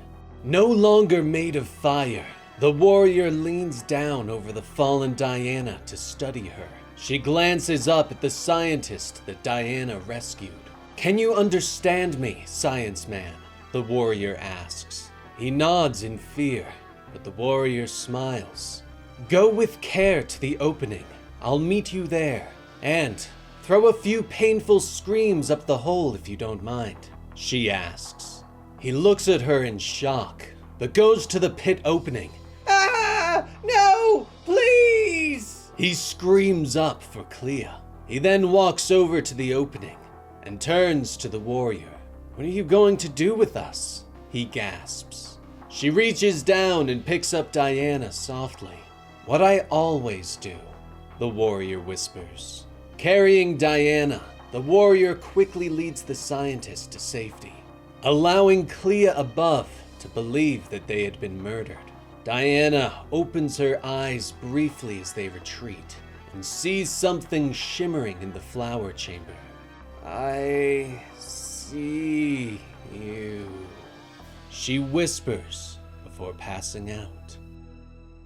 Long ago, on the wild Isle of Hell, Diana sits with a great wolf. Diana looks up at the goddess. "Goddess, will you always be angry with me?" Diana asks. The wolf looks at her in surprise. "Angry? Princess, you delight me, but you also confound me," the goddess whispers, explaining that her disciples seek her out. They understand each other, but she does not understand Diana, and that is good. You are clever in a way that I am not. You are kind and compassionate in a way I do not understand. You are creative and patient. You are the best of all of us. The world is lucky for this," the goddess explains. She motions to the rock that Diana holds. "Now, take your stone and use your magic on it. Make the Hydra love the stone. Seek it out," the goddess orders. Diana whispers a spell, and the stone begins to glow. "Now, throw it into the water," the goddess tells her. Diana tosses the stone into the water and watches its light sink into the inky darkness. "Now, bring it back to me. No magic. Remember what we said about choosing the right weapons. It can be everything," the goddess orders. Diana nods her head and reaches for her axe before disappearing beneath the waves. The goddess watches as the sun rises over the horizon. Eventually, Diana reappears, her weapon gone, but the glowing stone in her hands. She places it gently before the wolf goddess. "Well done, princess," the goddess whispers. With her task complete, Diana picks up the stone and turns back to the water, walking gently into the waves. The goddess cocks her head to the side. "Where are you going?" she asks. "The Hydra and I, we made a bargain. I let her keep my axe until I bring the stone back to her. You said choose the right weapon.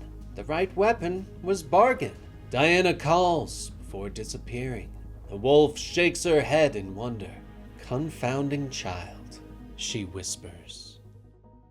Meanwhile, beneath the maze, Diana awakens to find the scientist and the warrior leaning over her.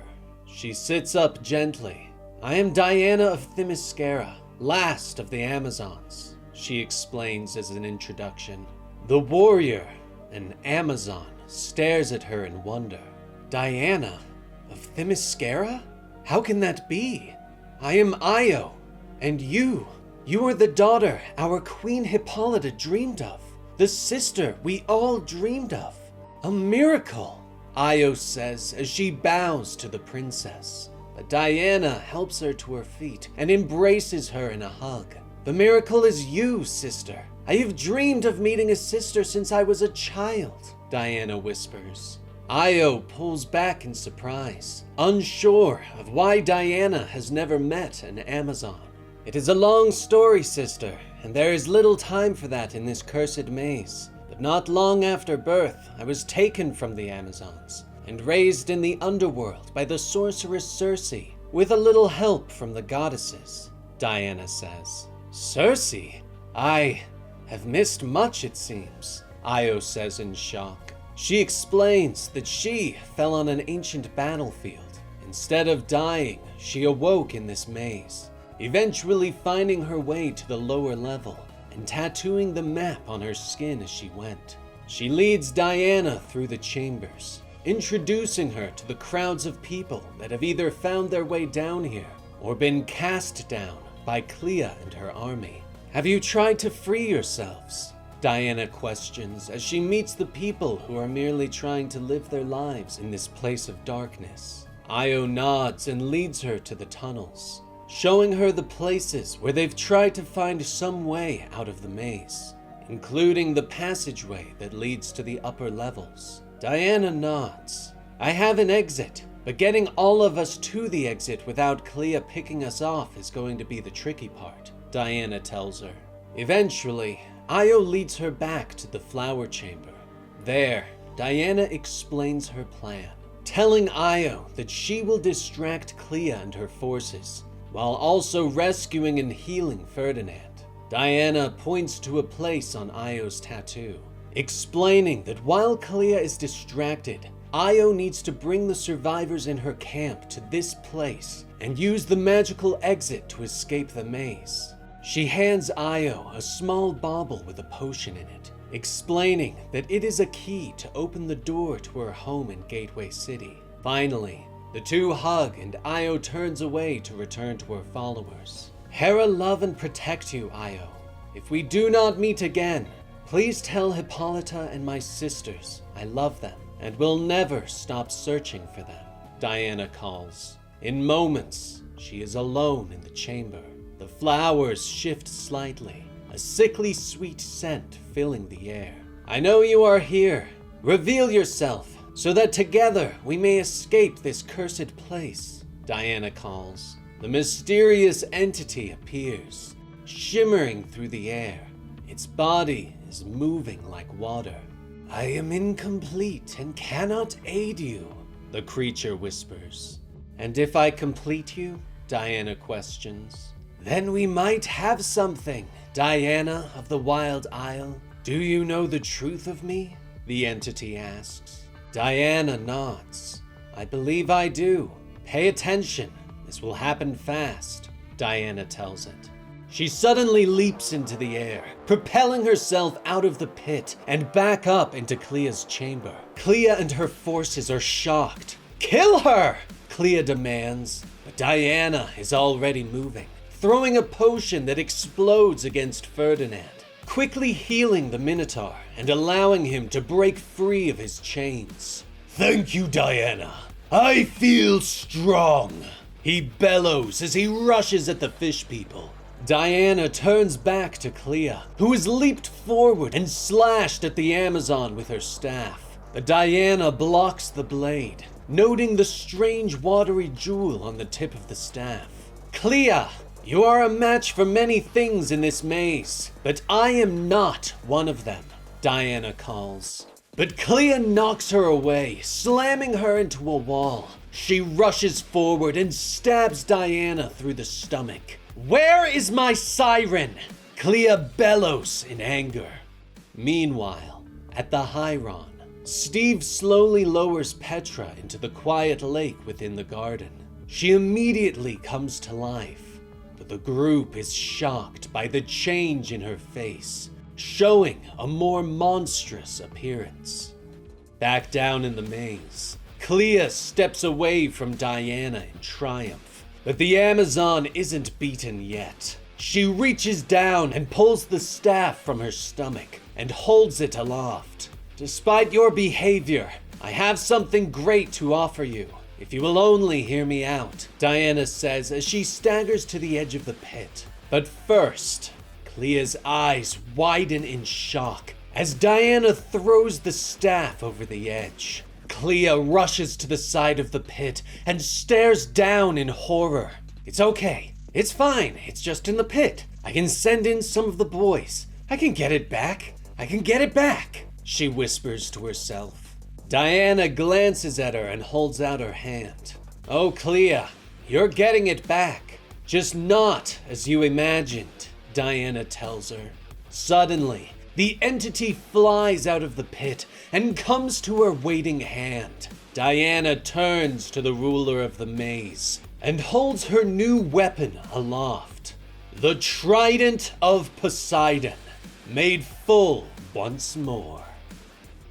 Diana whirls the Trident of Poseidon in her hand. The watery staff lashes out and knocks the fishmen away. But the weapon has a mind of its own and flows from her hand, slamming into the fishmen before returning to her in a wave. The trident is sentient, and Diana can feel it in her mind. The trident tells her that Clea is actually Atlantean, and Diana wonders if this is what drove the woman mad. She has been trapped in the maze for some time, far away from the ocean that she once called home, and in the proximity of a tool of the gods. Diana turns to find Ferdinand continuing the fight. The fishmen threaten to overwhelm him. Be many, she whispers to the trident and sends it sailing forth. The blade splits into numerous spouts and slams into the fishmen again, saving the Minotaur. Diana turns back just as Clea assaults her, punching Diana hard in the face before bringing her knee up and driving it into Diana's stomach. You took my siren, you destroyed my staff, and now you claim my trident of Poseidon? Clea snarls as Diana falls to the floor, but the Amazon shakes her head and looks up. None of those things belong to you, Clea, and that, not me, is why you could not possess them. Diana snaps at her. She reaches down and picks up a stone among the rubble. Find Io. When Io exits the maze, seal it behind her, Diana whispers to the stone before casting a spell on it. She twists away from Clea and tosses the stone into a nearby passageway. Ferdinand, follow this stone to my sister Io. She should take it with her when she exits, Diana shouts. The Minotaur hesitates for a moment, unhappy with the idea of leaving Diana to fight by herself. But Diana smiles at him. I am not alone. Look at all these menfish, she shouts as the warriors close in on her. We will meet again, she promises. Ferdinand hesitates for a moment longer before nodding and disappearing into the tunnel. The fishmen grab Diana by her arms and hold her down, but she lashes out with her legs and kicks them away. But Clea is behind her now, slamming an elbow into the back of Diana's head and knocking her to the ground. Give me control of the trident! She bellows as she tries to kick Diana in the face. But the Amazon grabs her foot, stopping the blow. That demand nicely sums up why you fail. Diana snaps as she twists and throws Clea into the air. Diana holds out her hand and the trident returns to her before bursting out into rippling waves that push all the fishmen back. But Clea resists the attack and grabs hold of Diana. Meanwhile, Ferdinand has arrived at the portal that leads out of the maze. Io stands to greet him. The Minotaur reaches down for the glowing stone and informs her that Diana said to take this out of the maze and it will seal it behind them. But she is not coming? Io asks. The Minotaur shakes his head. She seemed to have a different plan in mind for herself, he explains. Io is unsure of this, but she finally nods and motions to Ferdinand to step through the portal. The Minotaur hesitates for a moment, unsure of what life will be like outside of the maze. But Io comforts him and he steps through. But immediately he clutches his head in pain at the sound of the siren's song, and he begins to struggle as his legs grow shaky. Petra, he whispers. He pushes through the Hyron, past all the collapsed bodies, until he arrives at the pool. The siren Petra is singing as tears fall from her eyes. Diana's friends nearby, clutching their ears to try and prevent the sound from piercing their mind. But Ferdinand pushes through the pain, stepping into the pool and swimming out to his friend. Petra! Petra, please! Petra! I'm here! It's okay. He whispers as he pulls her into a hug. The siren's monstrous form disappears, and the young girl looks up at him. It's okay. We're free now, and it's all going to be okay. Ferdinand whispers as her song stops. Back in the maze, Clea slams Diana into the ground again before wrapping her hands around the Amazon's throat. Everything was fine until you got here, Clea bellows in rage. Diana shifts and elbows her in the face, driving her away. Was it though? You're trapped in a prison, cut off from your natural habitat, your homeland, and eating your own menfish, Diana reminds her. She motions to the pit, where the seawater has already begun to fill up and spill into the upper chambers. Clea's eyes widen in shock. Water? How did you? She questions. The water begins to fill the chamber, and the fishmen cry out with joy and begin to splash around. Not just water, Clea. The Pacific Ocean, Diana tells her, explaining that she has flooded the maze. I simply made a hole. Poseidon's trident was a useful ally in this effort, Diana informs her. Clea stares at her in disbelief. There's an opening in the maze? She whispers. The fishmen continue to splash around them. All thoughts of battle have disappeared from their minds. There is. You can follow me to your freedom, Diana tells her. Clea falls to her knees. And what then? She questions. Diana looks at her thoughtfully, explaining that she can return to her home and her people. You were a monster in this maze, but are you a monster outside of it? I'm willing to take the chance and find out, Diana tells her. But you will find me less accommodating if I see you are still a monster when given your freedom, Clea. The choice is yours, she says as she leaps into the water and begins to swim down deep into the maze, aided by the glow and power of Poseidon's trident. Clea and her fishmen gather at the edge of the pool for a moment, before all leaping into the waters and following the princess. Meanwhile, Io can wait no longer. Seawater has begun to flood all the passages of the maze, and finally, she has no choice but to leave. Diana, I hope you know what you're doing. Hera protect you, Io whispers as she turns into the portal and steps through. But as she enters the Hyron, there is a bolt of lightning, and she suddenly disappears. The others stare in shock. Later, Diana rises above the waters in Gateway City Harbor. The people on the beach cheer for her, but Diana is distracted as she watches Clea and her warriors swim farther out to sea. "Be good, Clea. Hera guide you to a better path," she whispers. Shortly, she returns to the Hyron to find all of the refugees. "Where is my sister? Where's Io?" she asks her friends. Steve and Etta step forward and explain what happened. "No," Diana whispers, before falling to her knees at the smoking spot where Io once stood. "Hecate, if I have ever pleased you, even once, show me a sign that she still lives," Diana prays. Her friends gather and watch sadly, but they are shocked when a dove suddenly flies over and drops an olive branch into Diana's hands. "Well, that's quite biblical," Barbara whispers. Elsewhere, a bolt of lightning appears, and Io suddenly finds herself standing in a temple. She falls to her knees weakly, but looks up when someone calls her name. "By Hera, Io!" Queen Hippolyta gasps. Io's eyes widen, and she bows before her queen. But Hippolyta reaches down and helps her sister up. "We feared we had lost you forever, Io," Hippolyta whispers. Io shakes her head and quickly explains that she was trapped in a maze, but she was saved by the princess. "I've seen Diana. She's alive," Io whispers.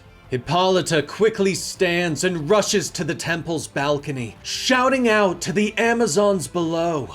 "Ring the bells! She's alive! Diana lives!" she shouts. Far below, the bells of Themyscira ring, and the Amazons cheer for their lost princess. Meanwhile, in the black site at Area 41, Kale sits across from Dr. Poison, unhappy with the destruction of the maze and Poison's role in it. "The maze and the entire lower levels have been lost to us, including all assets trapped inside," Kale snaps, threatening to have Dr. Poison sucked up into the air vents. But the doctor shakes her head, reminding Kale that she needs her. "And I want a new damn suit!" Dr. Poison hisses. Kale leans back and stares at her for a moment, before finally standing and leaving the room. Outside, she orders the technician to finally get Dr. Poison the new suit, but get her the Gen 1 suit. "I'm moving her to Project SS1, Kale says harshly to the technician's surprise. Kale turns and strides away, heading through Project SS1 on her way out, passing all the strange creatures they have locked away there, before finally coming to a woman in restraints with her mouth sealed. "It looks like you're finally going outside, Zatanna, because I'm going to send you to kill a witch," Kale orders. Finally, Diana has a moment of peace. Safe inside the Hyron in Gateway City, she leans over a tome while sitting across from Barbara Minerva, who points to a painting of the legendary Paradise Island. "Obviously, this is a stylized interpretation of Themyscira. How do you imagine it?" Barbara asks. Diana lets her fingers glide over the image of the Amazon's home. Finally, she shrugs. "For me, it was ever-changing," she whispers. She looks up at Barbara and explains that the word Amazon was forbidden on the Wild Isle, and Cersei felt like teaching Diana anything to do with the history of Diana's people would be a trap. There were ears everywhere. When even a goddess like Hecate fears who is listening, you learn to be cautious. Cersei felt that Apollo only banning the word Amazon was a trap, so they said no words that would raise suspicion. But inside me, I had always known that I came from somewhere else, that I had lost something, she says, explaining that the idea of a home was ever shifting in her mind based on what she was studying. Barbara leans back in her chair and stares at the Amazon. The way you think is unique and beautiful.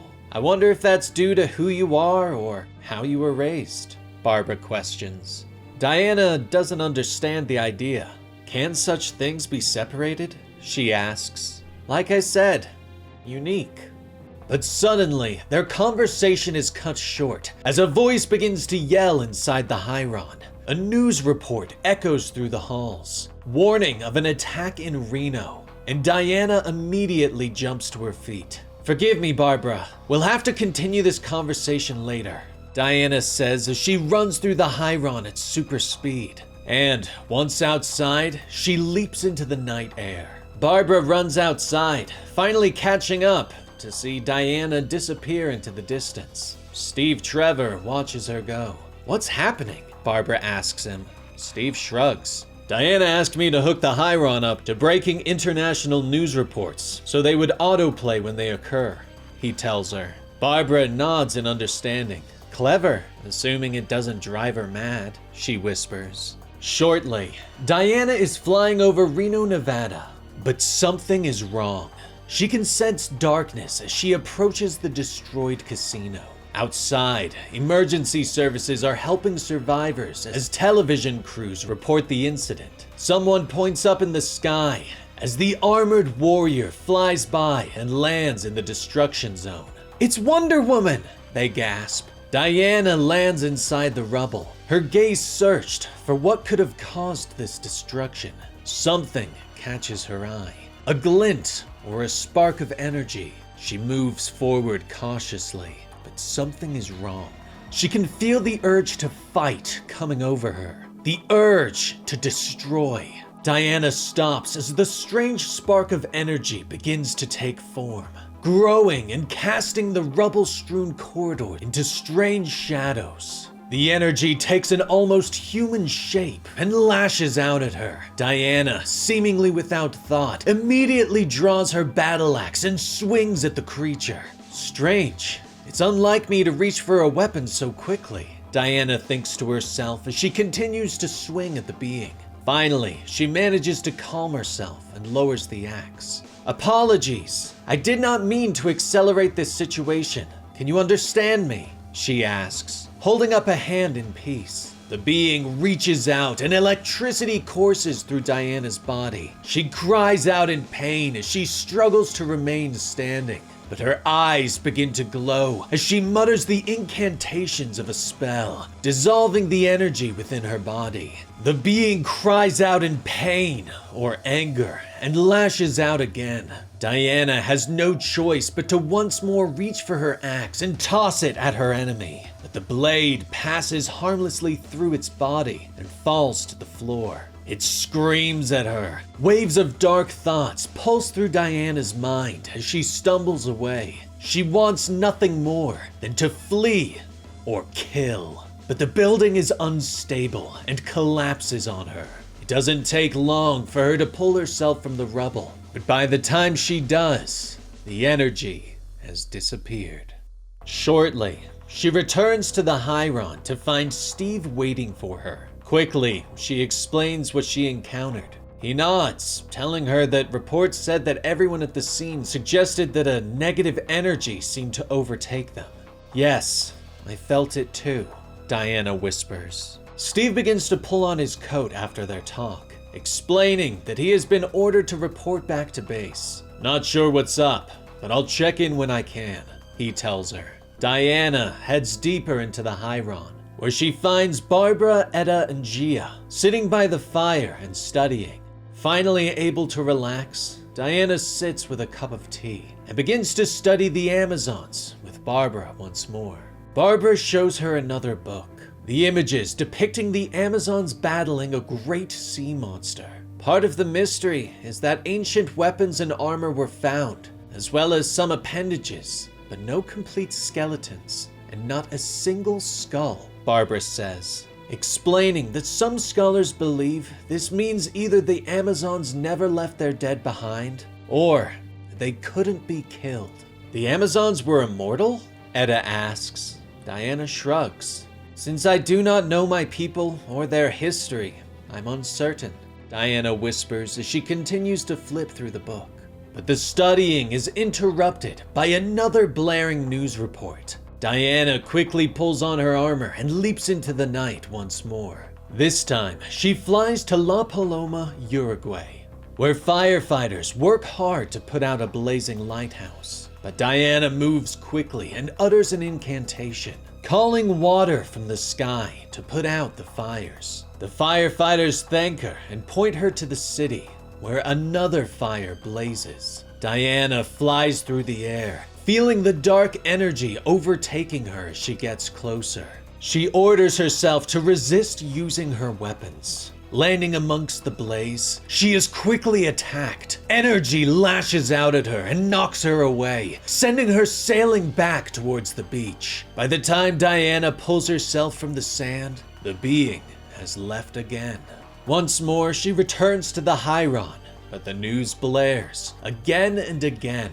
The Dominican Republic, Mexico, and Hawaii. Diana arrives at each event, only for the being to attack and leave before Diana can get a hold of the situation. It offers nothing to her, no explanation for its actions. Diana returns to the Hyron once more, plopping into a seat and groaning in frustration. She can still feel the dark energy coursing through her. "This is infuriating. It's bringing out the worst in me," she whispers. But her friends have been working. "Tell her, Etta," Barbara says. Etta walks over with some books, explaining that they have worked out that the energy being seems to be attacking previous battle sites of the Amazons. "Reno?" Diana asks. Etta nods and holds up her phone, explaining that the casino that burned down was called Paradise Island, another name for Themyscira. Diana's eyes widen in shock. "Etta, this is brilliant," Diana whispers, asking her friends if they could work out where the being would attack next. Etta claps her hands with glee and turns away. "I'm gonna make a crime board," she calls to her sister. Meanwhile, Diana heads deeper into the Hyron's gardens while her friends begin to work. She can hear them chattering while she kneels before a tree and begins to pray. The girls watch her for a moment. "What's Diana doing?" Barbara whispers. Gia puts a hand on her shoulder. "All magic has a price, Barbara, and the kind of magic Diana does, I suspect the price is quite heavy. It can be all kinds of things," she explains. Later, her friends call out to her. Diana steps into the main chamber to find a massive map on the floor with several locations pinned. "Oh my, you have been busy," Diana notes as she stares at the map. Etta nods in triumph. "So many battles, Diana," she says. Barbara clasps her hands. "I'm gonna win a Pulitzer," she whispers. The three explain that it seems the being was originally attacking more remote sites, so no one was reporting it. Now it's attacking the populated areas. But the conversation is once more interrupted by the blare of the news, reporting that there is an attack on the historic site in Delphi, Greece. Diana rushes out and flies off once more, finally arriving in Delphi to find the being waiting for her in the amphitheater. She can feel the dark energy beginning to overtake her and glares at the monster. Energy lashes out at her. "Let's end this quickly, shall we?" she snaps as she grabs hold of the lightning. But the energy whips around, tossing her away, slamming her through several trees and into the side of a nearby mountain. She struggles to her feet, but something tells her that she can't do it, that she should just give up. "Fool! It is the darkness that whispers in your ear," Diana hisses to herself. Suddenly, her eyes snap open as she remembers what Gia told Barbara back at the Hyron, that all magic has a price. Diana stands and draws her greatsword, her eyes hardened. She realizes that she is the cause, that this destructive creature is the price that the world is paying for her. The being stands before her, and its form begins to solidify, taking shape, and it becomes a dark mirror. of Wonder Woman. Delphi, Greece. Wonder Woman stands atop the hill, facing the negative energy being who has taken her form, a negative mirror of the Amazonian warrior. The creature lashes out, but Diana picks up her greatsword and blocks the attack. Diana grimaces as the negative energy washes over her. If she is right, and this strange being exists to balance out the good that Diana has done in the world, then the only way to truly defeat it is for her to die as well. But she shakes her head. That cannot be the answer. She twists and cuts through the negative being, but the mirror Diana shrugs it off and hits Wonder Woman hard, knocking her across the hilltop. Diana recovers and pulls a small orb from her pouch. She whispers an incantation to the orb, and it begins to glow with magical energy. The negative Diana leaps at her again, but Wonder Woman tosses the orb and it shatters. The magic rips through the being, and with a shriek of pain, it flies off into the night. Diana watches it leave before collapsing on the hill. She lays there for some time, catching her breath, but suddenly, Diana is not alone. She opens her eyes to see a glowing woman floating above her.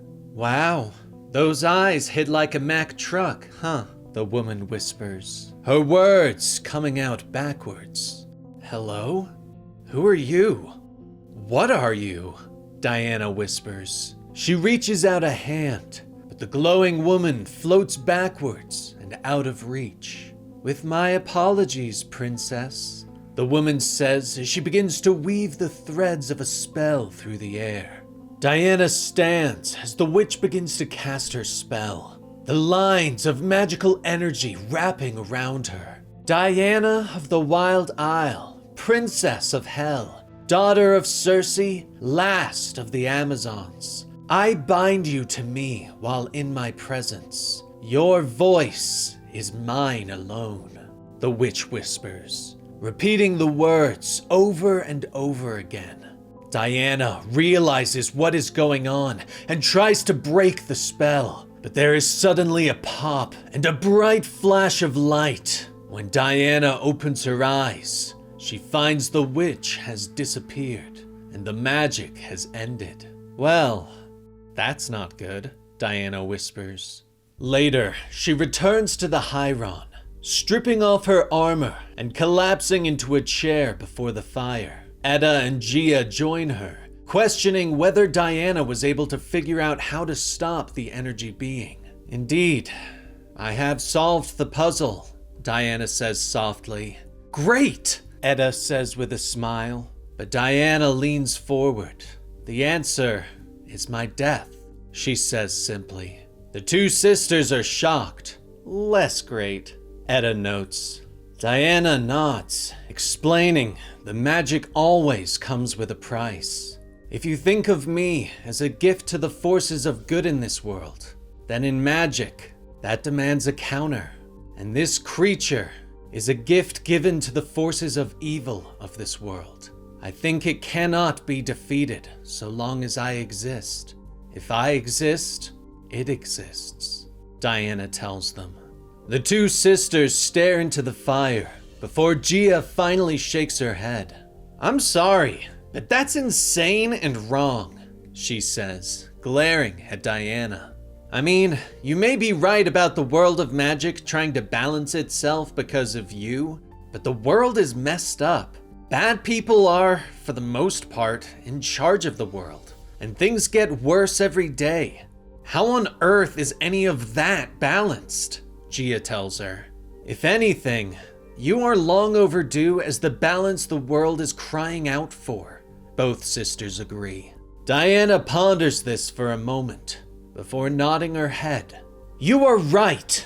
Hecate and all the goddesses, they nearly always note that the world is out of sync, darker than it is supposed to be, more hopeless. Justice is too rare, too fleeting," Diana says as she stands. Barbara comes walking into the room with a pile of books and scrolls. "This is everything I could find," she shouts with joy. But Diana is busy and discovers where the sisters believe the creature will strike next and flies swiftly from the room, the gust of wind knocking the piles of books and scrolls to the ground. "Ah! I just got those in order!" Barbara yells in exasperation. Later, Diana arrives at Samothrace, Greece. There, she waits in the dark, but she doesn't have to wait long before the creature arrives. The negative energy wraps around her, and Diana wants nothing more than to lash out at the monster.